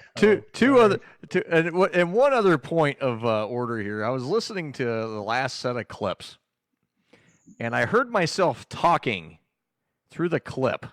You know what I realized when I was making the clips? I had my microphone on the whole time when I was making the clips earlier today. You're fired. I'm fired. I had my microphone on. I was like, wait a minute. I know at some point I was like talking to Lori today, and then I heard myself coughing in the background, like early on in the last clip. I'm like, did I have my microphone on? Yeah, I must have, because I heard myself cough while while Vince Vaughn was talking. I'm like, wait a minute. How can I hear myself cough when I'm? What the? I must have had my microphone. I got interesting news here for you guys. Okay. I was looking up a couple of things. Go ahead, John. Well, this is for the state of Ohio here. Did you guys realize that before Dr. Acton was appointed to the cabinet of the state of Ohio, that there really wasn't a doctor in charge of the Department of Health in the state of Ohio? Really? No. Oh, yeah. Wow. Never knew that. Yeah. I mean, the great Governor Kasich had a health department lawyer in charge of the Department of Health. Okay. And then it was a former director of the Ohio Turnpike and health center marketing director in charge. Interesting. Oh, that's pathetic. Okay. Yeah, but the law that, or this 2012 part of the Ohio Code that you guys have that gives all this person his power. Yeah. I'm betting it came from this guy that was a health center marketing director. Unbelievable. That would certainly make sense. Yeah. So some marketing Yeah. director gave this Dr. Acton all her power. Interesting read. Yeah, because this guy previously probably had a business that he was trying to make some money off of via the state. Mm-hmm. Imagine that. Imagine that. How freaking convenient. You know. Yeah, the swamp rises again, even in Ohio. Mm-hmm. How convenient. But here's what's funny. Here's what's even funnier. I was reading all this. Apparently, she's from Youngstown. Yep, she's from Youngstown. I've read some of her. Yeah. I've read a little bit on her. She went to Youngstown State. Yeah, in Ohio State, in Northeastern Yeah. Ohio University College of Medicine, whatever the hell it is. Mm-hmm. She was the track coach at some high school Oh, okay. in 2010. Yeah, thanks to her Wikipedia page. Oh, okay. Because I'm sitting there reading that she's the highest member of the cabinet of the state of Ohio. Okay. $230,000 a year. Nice. I'm like, damn, that's not too bad. No, not too shabby. That's half. That's almost half what the president makes in the United States. Yeah, right. But actually, he turned his salary over. Remember, he's not taking it. Right. Yeah. But he don't Well, need a lot of states are going to have to do that. These people are going to have to give their salaries back to keep their states afloat. Right. Mm-hmm. Yeah. But none of them are going to do that now. Come on. Yeah, Did they're anyone important get people. a I'm chance essential to read personnel. that article that I sent just recently during the last break? Yeah, that's interesting. I haven't read that yet. I'm just like, why is there anybody in the schools anyways? All the schools in West Virginia have been are closed the rest of the school year. It's got to be fake news of some sort. No, I think it was from like December that happened. They just didn't get the audio till recently. But yeah, that's ridiculous. What those teachers were doing. Yeah. Absolutely. If they're acting out of line, absolutely. Well, yeah, because this is a story from February of 2019. Okay. Goodness gracious. I don't know why it's just making the rounds on Facebook right now, but yeah, it's from 2019. But Yeah, you know, who knows? for- They recycle news all the time. You know that. yeah, true. I mean, for teachers to, I don't know if you saw the like quotes from the teachers off that recording, but what they were saying to the students, for example, let me pull it up and I'll read some. It was just so inappropriate, the transcripts that they released, for any teacher to be saying to a student. Yeah.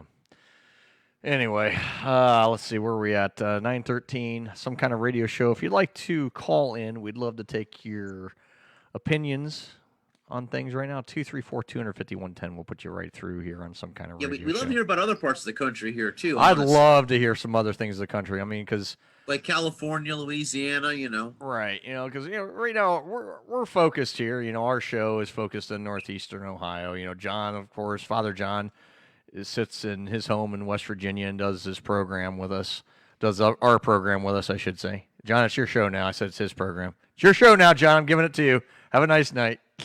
Yeah, thanks, I appreciate it. Yeah, you might. Yeah, John, the Father John show now commencing. The Crazy Crew. Yeah, Father John and the Crazy Crew. Father John and the congregation. Yeah, Father okay. John and the congregation. Here you go. Take it away, Father John.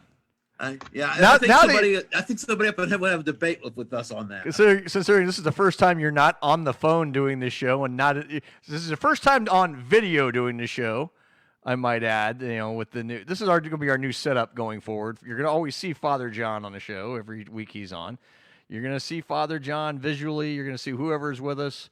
Hopefully, before too long, we have everyone back in the studio with us. But Father John, 99% of the time, is on the phone, which he doesn't have to worry about being on the phone. So, John, has this been easier for you doing it this way now, or is it? Well, honestly, this has been easier because I can use my Wi-Fi in my computer, which runs a heck of a lot faster. Yeah.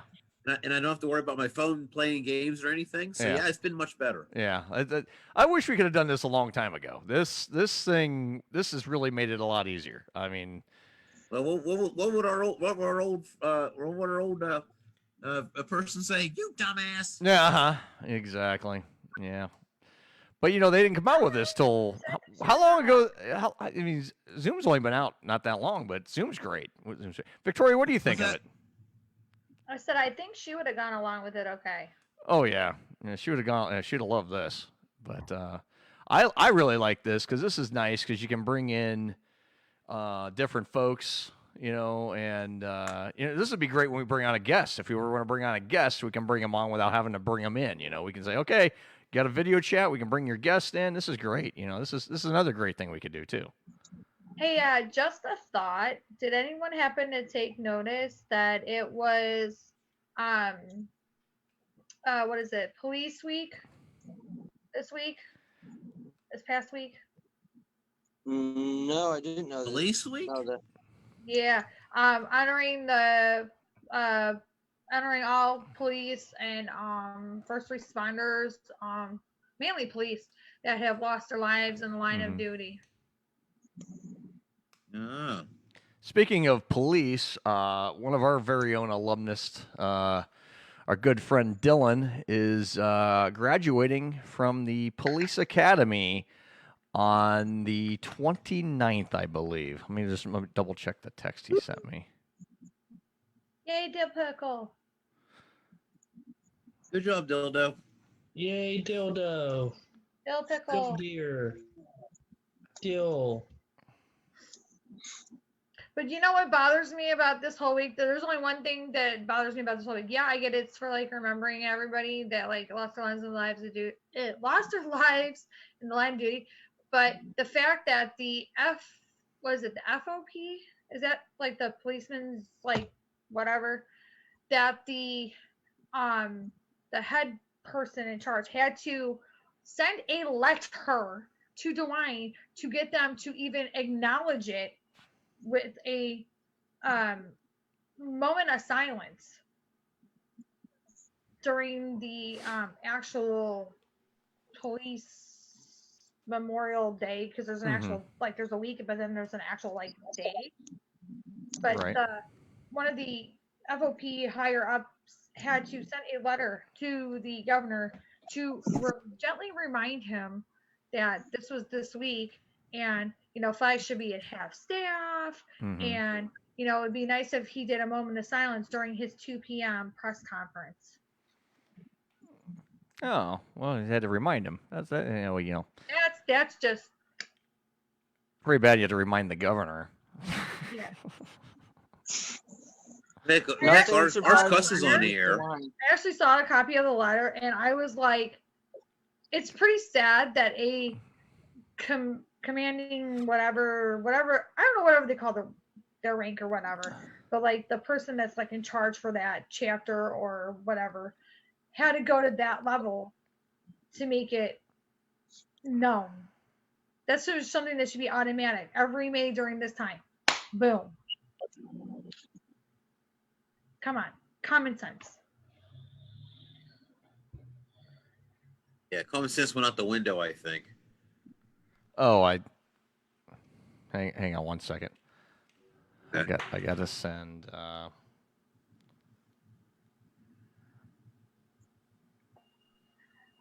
We're sending those nude pictures, Earl. Trust me, nobody wants to see that. No, I'm inviting our good friend Pat Moore to join us. Oh, the old guy. Yeah, the old guy. Mr. Pat. Yeah, he's not on yet, but he's. Oh, I see him. Yeah, there he is. There he is. There he is. Oh, wait, there he is. Is he there? Is he there? Can you hear us? There he is. our stream. As soon as you get some You hear audio. you, Pat. I see Pat. Whoa, I see Pat's tits. Okay, go up a little bit there. Oh God, I'm blind. I'm blind. Thank God we didn't see that on the video. Don't do that to us. Yeah. Let's see. Whoa. You might. I Hello. don't know if you There's muted or Pat. not. Pat, you with us? Can you hear us, Pat? You might be muted, Pat. Yeah, I don't hear you. I see you, but I don't hear you. All I hear is Static. static. I see you, but I don't hear you. See if we get Pat here.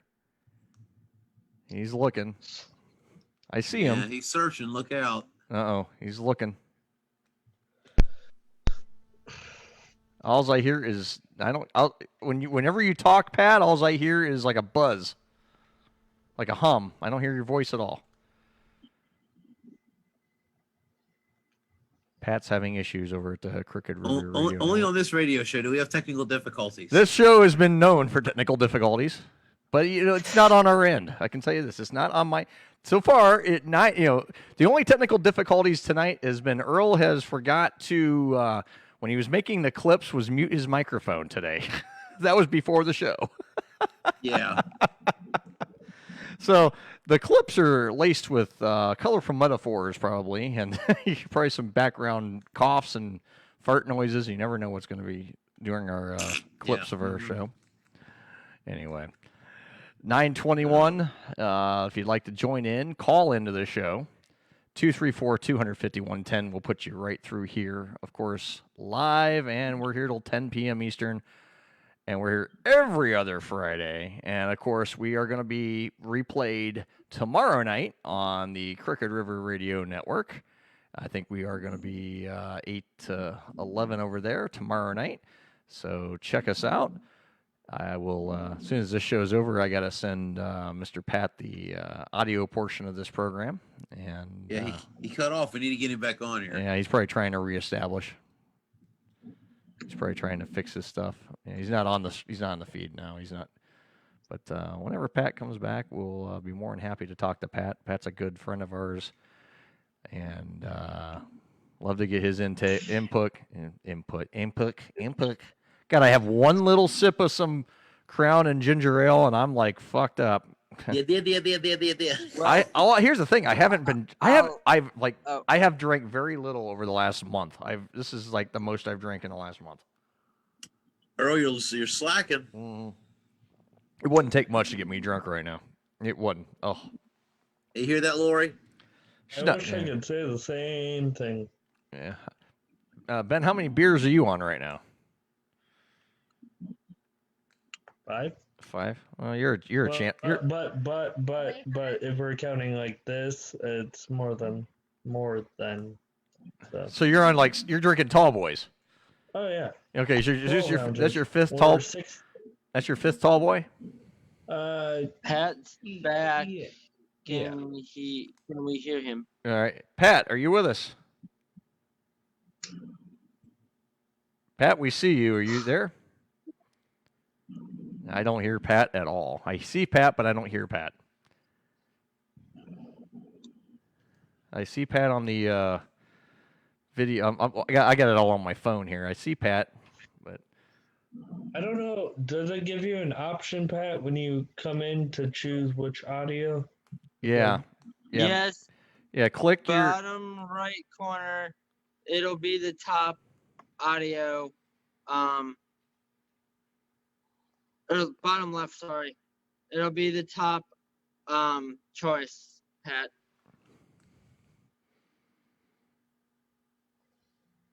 there. Wait a minute. I saw. Hello, Pat. You there? Nope. Nope. I don't hear We'll him. get it. Don't worry, we'll get it. We'll get it. I see him, but I don't hear him. Somebody might want to private message him and let him know what he's doing wrong. Hey, Eric, when you want to kind of maybe troubleshoot Pat? Yeah, troubleshoot him. Yeah. Yeah. All right. Yeah. Okay. Anyway. All right. We're here. Yeah, God, Lord. Jeez.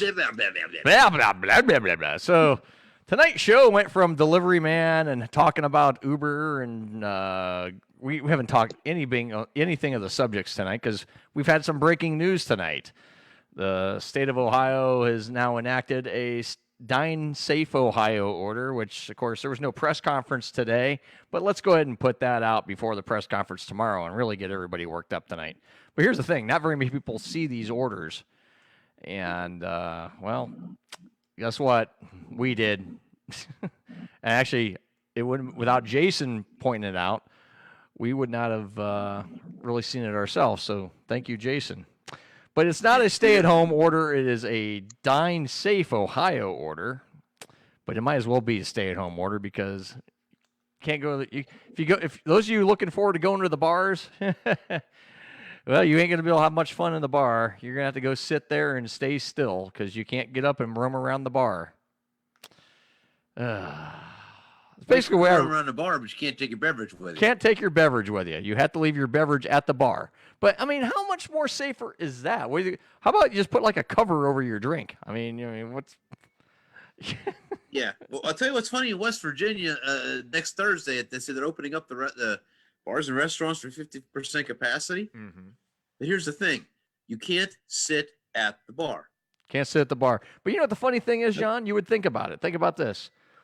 Wouldn't you think the bar is probably the cleanest place in a bar? In where I go to, yeah. In most places, you think the bar is the most upkept area in a bar. Yeah, and my friends at work, oh yeah, they keep it religiously. Yeah, I mean, typically most bars I go to, the bar is the most well-kept place out of the entire place. Really, I mean, right. You got your ancillary tables and all that. And, typically you see people get up. You don't see anybody clean them up for sometimes 20 minutes. Sometimes it's just natural. It's just nature, especially when you're in a busy bar. But the bar, I mean, everywhere I go, they're always wiping the bar down. They're cleaning the bar up. I mean, bars should be the cleanest place in the bar, but you can't sit at the bar. Interesting. Yeah. Yeah. Well, I think that's going to change too as time goes on here too. Yeah. I don't know. Because our numbers are so good here that, trust me, we can get 10 cases tomorrow and it wouldn't make a bit of difference. Yeah, you guys got great. You guys got the best, probably one of the best or lowest case amounts anywhere. So what was 1,400 people I think total? Mm-hmm. Yeah, it's way lower than here in Ohio, but. Yeah, let me see. Let me look here. I can. You know what's going to be my concern though? Like with all of this dine-in safe, like what about the places that are not just restaurants, but like places that cater to like special events that like a good portion of their revenue comes from hosting, like being like the location host. Right. For like special events like weddings and reunions and that's something that forget it, you're done. Yeah, things like that. Like you're going to be severely impacted. Yeah, and we're that's the thing. Like Lori and I, we moved our wedding out to August, and the thing is, me and her were talking, and we were already trying to figure out a plan B if things don't. Get better as far as capacity rules go because we got about 95 people invited to our wedding or going to be coming to our wedding, and if it's still going to be 10 or less, well, guess what? We're going to have to just do a private ceremony with no friends, just keep it strictly family, and then the only other choice I'm going to have is do a live stream for people. I mean, I hate to do it that way. A lot of people doing that though. I know. We don't want to have to do it that way, but if we have to, we will. Or you can always do like the one couple did that they had on the news, and I saw that, and I thought it was kind of different and cute, and they were still able to have everyone there. What they did is had the cars line up and down both sides of the street. Mm-hmm. They got married literally in their front yard and had their guests lined up in cars lined up and down both sides of the street. And people were able to stand in the street at a 6-foot distance, and they were able to watch. Yeah. The only problem with that, and I've seen I know what you're talking about. I've heard of things like that happen. I heard there was somewhere, was it Southern Ohio, where they tried doing something like that, and the cops came and broke it up because there's too many people congregating within a certain space, even though they were 6 feet apart. Ridiculous. Cops are. It's ridiculous. In Yeah. some neighborhoods that doesn't work because you can only be parked on one side of the street. Right. In my Like, they neighborhood, won't make it like here's the thing, my neighborhood, you know, you can park up and down the street here, but there's so many cars that park on the street here, it would be impossible. The other thing is there's the park behind us. But the only problem is you get a bunch of people like in the park watching. They're going to say, oh, you're going to get that one person walking by or driving by. You're going to see all these people congregated within a short area, and they're going to go, hey, cops, there's a bunch of people over there. You know, you might want to go bust that up because there's more than 10 people there. So, yeah. So Are you able to park on both sides of the street? You can't. in your Yeah, neighborhood? you can in my up and down my street. But the only problem is there is a shit ton of cars that park on our street on the. Okay. Yeah, but the thing is too, you know, you get all that kind of traffic, and they patrol our streets regularly here. They're gonna know something's up, and they're gonna go, "What's going on?" And they're gonna bust it up. I mean, I just know how it is. I mean, that's as we were talking about that. You know, the other thought was, okay, go park at the park behind us because there's a parking lot there, and you probably park easily 50, 60 cars back there and walk up, you know, a little bit to the backyard. But the only problem is you're going to get people walking by and they're going to go, hey, guys, there's like 100 people right there. What the hell? Break it up, you know? And so, you know, the backup plan is, which we hope we don't have to do, is me and Lori decided what we'll do is we'll have our wedding officiant, you know, probably one person each as far as, you know, like a best man, matron of honor thing, and just family, you know, and that would be under 10 people. And that's the only thing we can do. I mean, because we'd have to, you know, but I don't know what else to do at that point. Because right now, I mean, me and her already decided we're not going to change the date again. We've already moved it out once. We're not moving it out again. So we're hoping that they lift the restrictions before August, before the end of August, because we'd like to be able to use our venue. If not, you know, because I'm not going to pay $3,000 for 10 people to go to this venue. You know, it just doesn't make sense.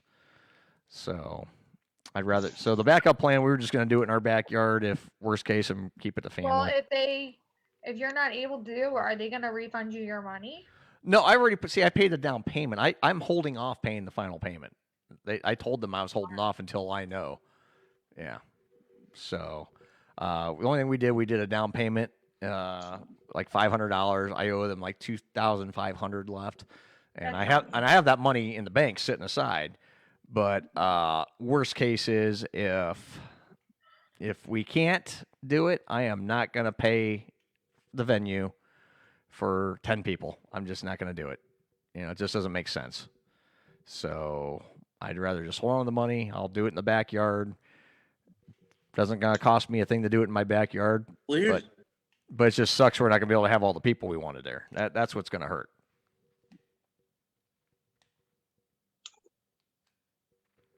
And here's the other thing too. You think about this, just nationwide, is all the concert venues that have to like was it sure. Blossom Music that's up there. Sure. They're gonna. I mean, what's going to happen to it? You know. Mm-hmm. Yeah, all these venues. They're gonna lose mass money because they did the Mega Pass, and I think just about 90% of the Mega Pass is sold for the summer. Wow. Anyway, let's hold on to our thoughts. We'll come back on some kind of. We're gonna take our final break. One more final little clip from Vince Vaughn. God. Earl Can't. I just learned English yesterday. Earl cannot talk today. You think this is my first day doing this shit, right? Earl cannot talk. Vince Vaughn, Delivery Man. We're gonna play that one last clip, and we'll be right back. Some kind of radio show.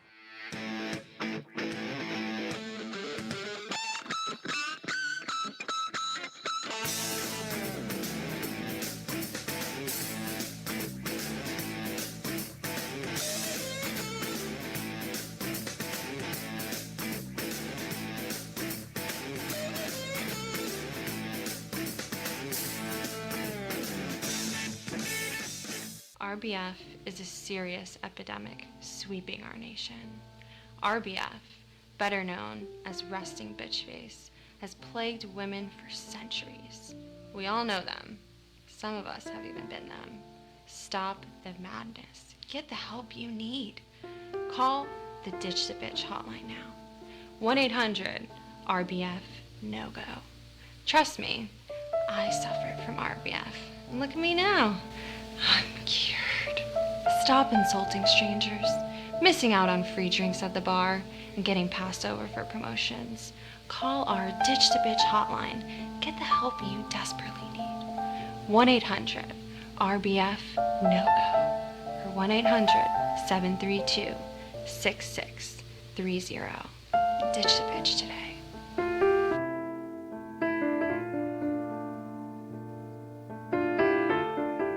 Mom, can I have a popsicle? No, honey, you'll spoil your... Hey, parents, tired of those out-of-control kids? Throwing embarrassing tantrums wherever they go. At the grocery store, on the playground, even at the dinner table. You've had it with parenting, but wait, there is a solution. Introducing Nap Time, the latest, most effective tool for child tantrum prevention. It's simple. Just douse a rag with our patented Sleepy Time formula, place it over your child's cry hole, press and hold gently for 8 to 12 seconds, and presto, no more tantrum. I was beginning to think adoption was the only way out. Then a friend of mine introduced me to Nap Time. It's never been so quiet around here. The secret lies in Nap Time's revolutionary fast-to-sleep formula. Developed by military-trained scientist doctors from NASA, Nap Time's powerful molecules rush to the child's brain on contact, gently inducing instant tranquility. This is chloroform. Already put those wallet-draining crap factories out on the street? That's okay. Nap Time works in any situation. On the golf course. An awkward blind date. I had a really good time tonight. It even works on pets. After we had our first child here, we regretted it almost immediately. We didn't know that she'd cry so much. Talk about defective. But thanks to Nap Time, our little Samantha here hasn't made a noise in weeks. I keep her in a shoebox. Call now and we'll send you your very own 24-ounce bottle of Nap Time solution for only 23 easy payments of $1.99. But wait, there's more. Act quickly and you'll also receive the all-new Dream Sack absolutely free. It's compact and portable for those on-the-go tantrums. Just cover it, tighten it, and forget about it. It's that simple. We can't breathe good. So if this looks familiar... I feel pregnant.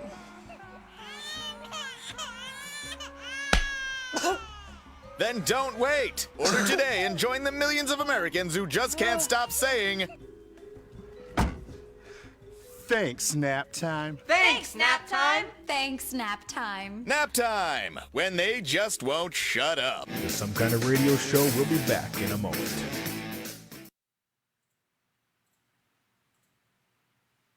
I play a character called Brett Fletcher. He is an old friend of David Wozniak's. He's an interesting character. He is despondent, depressed, fat, really at the end of his rope, buried in the responsibility of having 4 children. The backstory is that his wife has left him. She works and essentially sends money home. And David is used to be a lawyer who had his license revoked. He's really just in a bad spot and buried. And when we meet him in this story, he sees the opportunity to represent David in this mass action lawsuit as his last chance to really reignite his passion.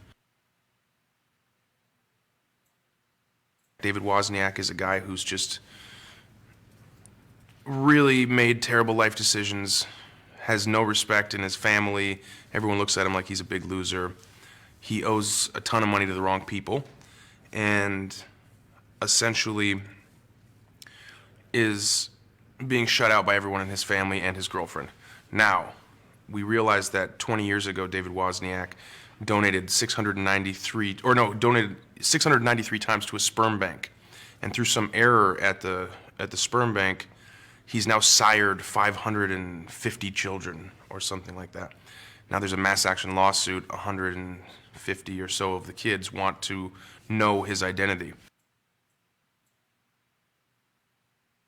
He's a really great director, and he really directs you, which is pretty, ironically, very rare. A lot of times directors will just let you do your thing. They'll set up the shot, they'll yell action, they kind of get it, and then they move on. I mean, Ken will get right up to you and has a very clear point of view and will tell you exactly what he wants, which is really great. You are tuned into the Some Kind of Radio Show. Call now at 234-200-5110. Now, back to Earl McCune and the Crazy Crew. All right, we're back here on Some Kind of Radio Show, 9:40 p.m. We got about 20 more minutes left in the program. John, we were talking during the break, and you found something interesting. Yeah, apparently the House of Representatives just passed their what they call in the phase 4 of the coronavirus packages, $3 trillion to help everybody out, but it's everybody and not the people that really need it. Right. It's one of those packages where they're going to fund cannabis things and give states money because they are poorly managed, and right, instead of giving it to the people like us that work. Right. Interesting. Yeah. They said it's dead on arrival in the Senate, so. Yeah, I don't think it's going to pass the Senate because, And even some Democrats that are in the Senate are saying, no way, not happening. It's not going to get past the Republican-controlled Senate. No way. No way. I mean, they had a hard enough time passing the $1,200 stimulus, let alone pay out $2,000 a month. And the way I read that thing originally, John, they wanted to pay anybody over 16.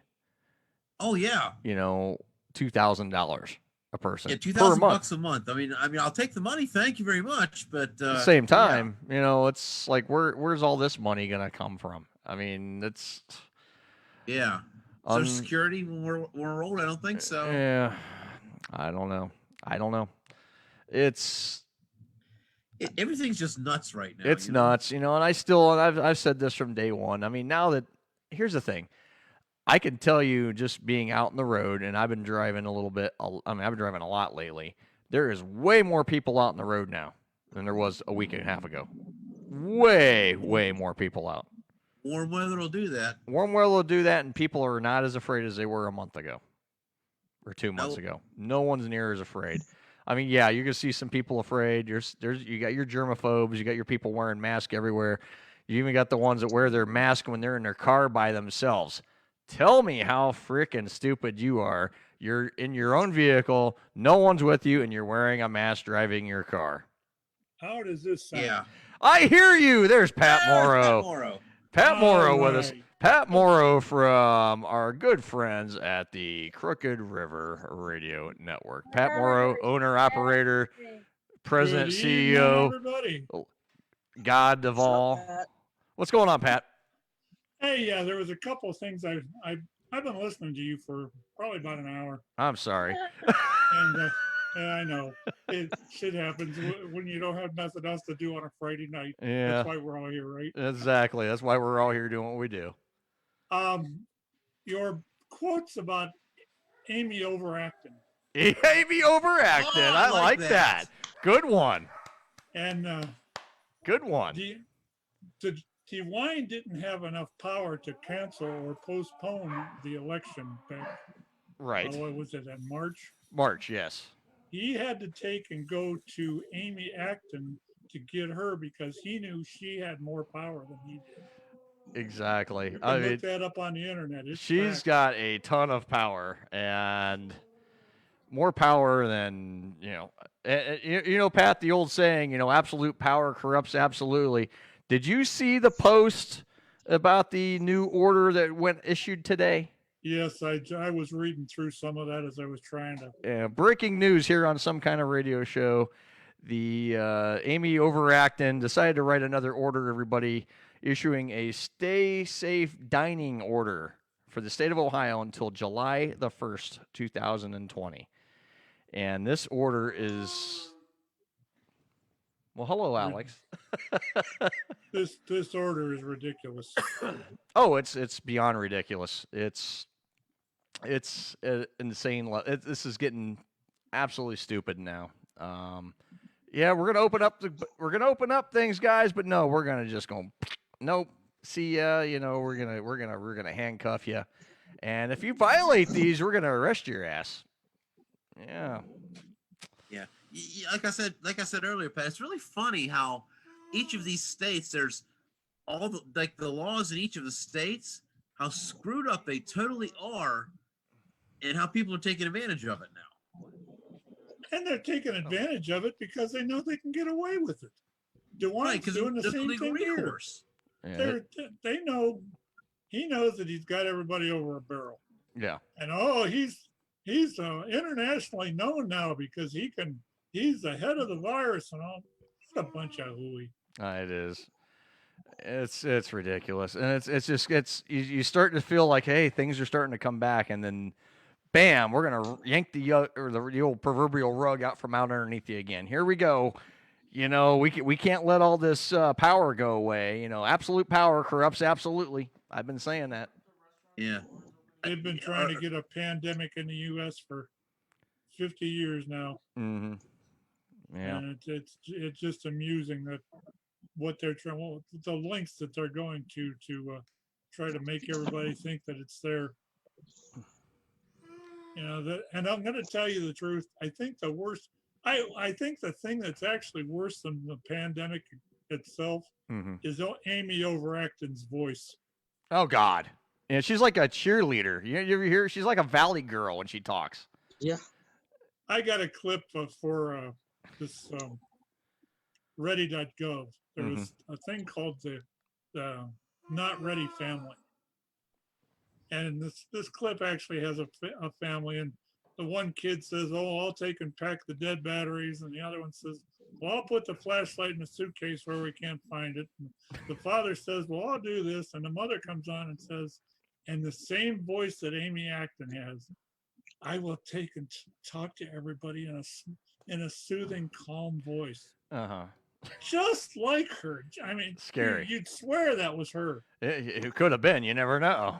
I've been tempted to post a link to that on my Facebook page. If you do I'll find let it, you know yeah. it's If you do find it, share it to me. I'd love to see I that. know it's there. It's ready.gov's got it. Yeah, I'd love to see that. You know what's funny is I was looking up some information on her. She's 4 years older than I am, 53. So she graduated right in the mid 80s, right during that whole Valley Girl crazy stuff going on in the 80s. Isn't she married to a politician or something? Yep. That's what I thought. That's where the power came from. And he's probably giving her advice how to do things. Oh yeah. Wouldn't be surprising if he's not the one pulling the strings and she's just a public figurehead. You know, I mean, there's a thought. There's a thought. Now that never happens in politics. No. What are you talking about? No, that doesn't happen in politics. No. Yeah. Been in DC 4 years, boys. I've been there, seen it, done it. Yeah. No thanks. Yeah. Only. Yeah, just like the Browns are going to win a Super Bowl this year, right? Forever. No, I'm just kidding. Yeah. Yeah.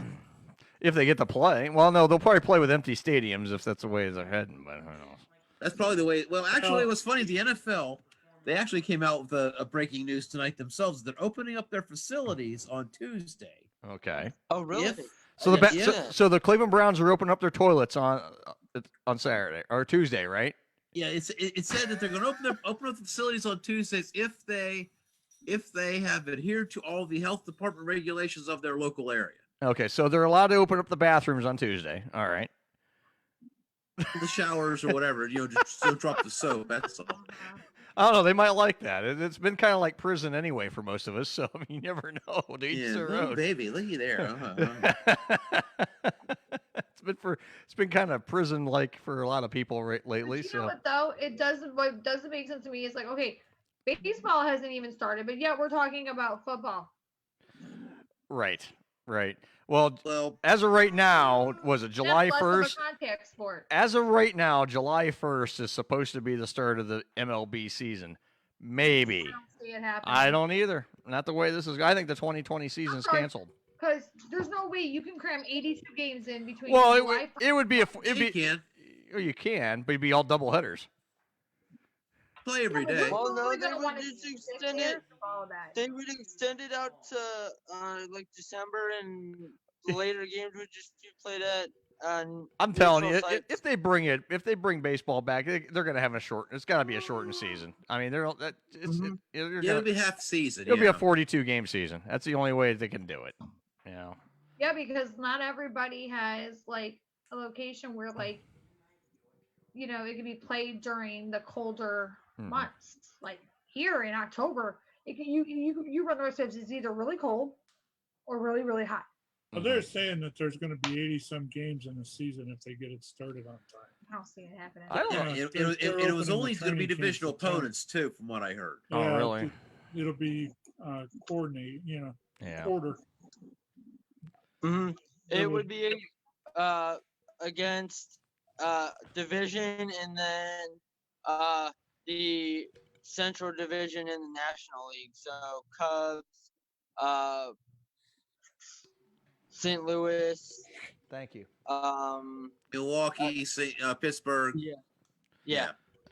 Well, we'll see what happens. Who knows? I mean, so many uncertainties. Just like I said, we started out the show as we're gonna have fun. We're not gonna talk about any of this crap tonight. Then breaking news happens. That's the thing. You go where the show takes you, and this Thanks, is Mike DeWine. We appreciate it. No. Actually, That's the fun of live radio. Yeah, the fun of live radio, podcasting, whatever you do. If it's live, anything can happen. So that's the best part of doing it. That's why I don't like doing a taped program. I've had people ask, "Why don't you do it? Why don't you just tape your show?"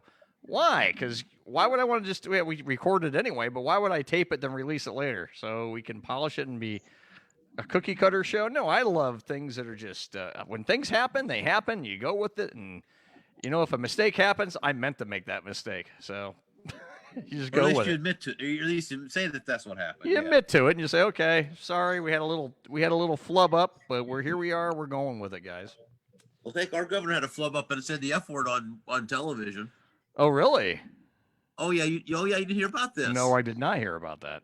Okay, well, our governor, Video. in his infinite wisdom, yeah, he was getting a little ticked off about something. Yeah. And he basically threw the F-bomb out there in front of everybody in the state. Oh. Effing follow the guidelines. Oh yeah, there's like T-shirts, everything out here now in West Virginia. It's hilarious. Nice, real nice. Yeah, but I had to listen to it twice. I'm like, what did he just say? What did he just say? Nice. I have a question. Yes. What do you? And I know this is not related to like what we were just talking about, but like it's something along that line. Like, okay, so they're going to restrict, like, say they do the sports things, and they restrict to no patrons and everything like that. What's the difference between like a major league sport and letting kids have that, have the same sporting experience? You're going to cancel all the kid programs all summer long that kids have minimal to full contact, but yet you're going to allow grown adults to play in limited contact to full contact sports. Doesn't make sense. And nothing makes sense. I mean, these It guidelines sounds more or less don't. like they're catering to whoever sponsors. I've been getting so many. Yeah, it's crazy. I mean, I've been getting so many texts and messages after yesterday's announcements about certain things reopening, asking, "Oh, hey, is the bowling alley open up?" Nope, we're not on that list. We're considered entertainment. We're not considered a sport.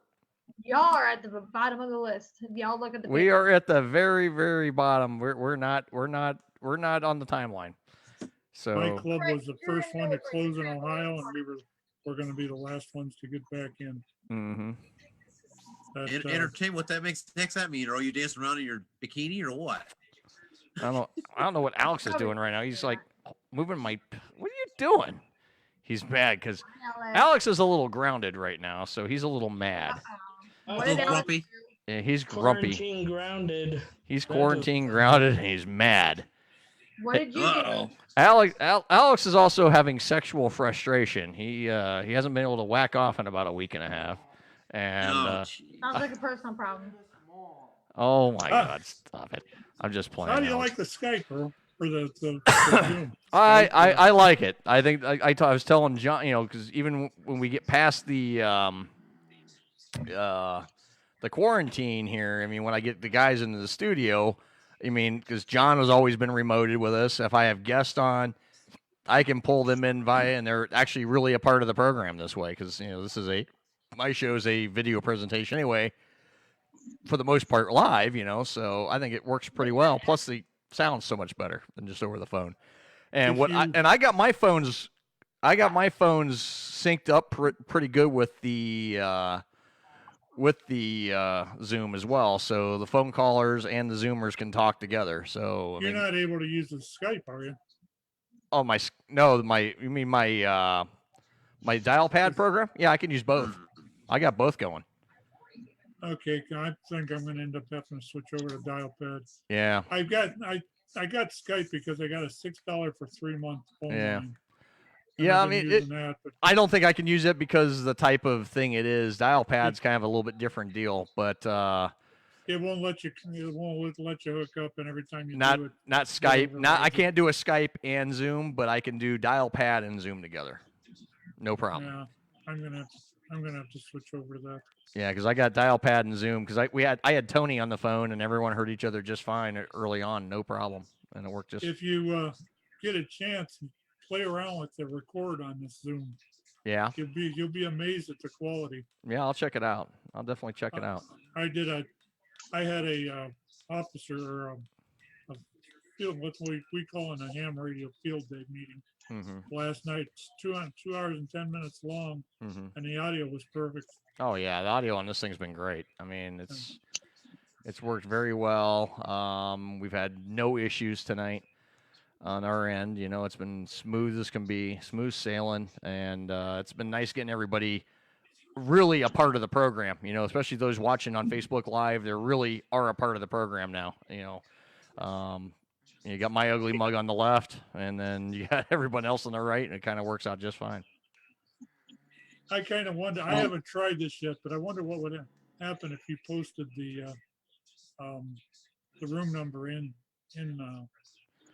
Oh, if I gave that out, I don't think I'm going to give that out. I think I'm going to give. I think I'm going to keep this. I think I'm going to keep the Zoom for groups of people, in our inner circle, and then I'm going to keep the call-in number for calls, and then if anyone wants to call in. But I like having the, because hell, I mean, you never know who you're going to get, so that's why I like keeping the Zoom for people that I do know and are part of the, can be a part of the show. Then you got Eric. Then you got Eric. Go ahead. What? Then you got Eric. Yeah. I mean, there's me. Yeah. Yeah, Eric gets around. And there's Ben. He's blowing smoke. Oh yeah. Smoking, are you in a boys' room? He's got his little vapor pen. My jewel. Don't tell. He's sucking his jewel and flicking his bean. How'd you do? But since we got that was still the stupidest video I ever saw. Oh, the flicking the bean video with Hilljack? Yeah. Flicking the bean, yeah. Flicking the beans. Oh I had a bag of beans. I kept flicking it. Flicking the bean. Flicking the bean. now that we got Pat here, Yeah. I would like to mention something that was put out on Facebook. Please not do. By, the floor is by yours. one of us, but by the people who are going to be involved with us. Pat, we are going to be doing high school football games. We are going to be simulcasting high school football games on Cuyahoga Valley Sports Network and Crooked River Radio Network. Awesome. Congrats. So, if they ever get started. Yeah, if they ever get started. Yeah. Yep. Eric and I have kind of formed a little bit of a partnership here, and that's good. good. It's going to work out for both of us. Good. He's going to do sports. We're going to kind of be a sister station still with the music. That's awesome. That's awesome. And I think we can work together. I think that'll be pretty cool. I think so. I think so. I'm getting Congratulations. a both. new website put together here. Actually, having it professionally done. I've got an illustrator out of England that's doing it for us, Oh, nice. and it's going to be pretty awesome. Great. We'll combine everything into one. You should be able to see both the live streams on the main page. That's awesome. That'd be pretty neat. That is really awesome. Congrats. Congrats, guys. Ooh, go football. Yeah, sports. Oh, wait. Yeah, make sure you work with the OHSA first. Yeah. Anyway. Yeah. Yeah, that's gonna be. Well, no, we're just dealing straight through the athletic directors. Yeah. We're not. Well, just because I went through this whole thing before, you need to get the OSHA involved. Trust me. Yes, I believe that Oh too. yeah. Yeah, trust me. You can't deal just the athletic directors. I had the same. I could talk to you guys offline about that whole deal, but yeah, Okay. you guys, Yeah, need, that yeah, sounds good. you guys need to get the OSHA involved. Trust me on that. Anyway, it is 10 o'clock. I'm going to end the show, and I want to thank everybody for tuning in. And we'll be back 2 weeks from tonight for another live edition of the show. You can listen to us tomorrow night. Was 8 to 10, Pat? 8 to 10. 8 to 10. We're on starting at 8. tomorrow night, 8 to 10 on the Crooked River Radio Network. We'll be there 8 to 10. This program right now will be over there tomorrow night. So I want to thank everybody for tuning in, and I will catch everybody on the flip side. Everyone have a good night. We'll see you in 2 weeks. Good night, everybody. Good night, Joe. All right.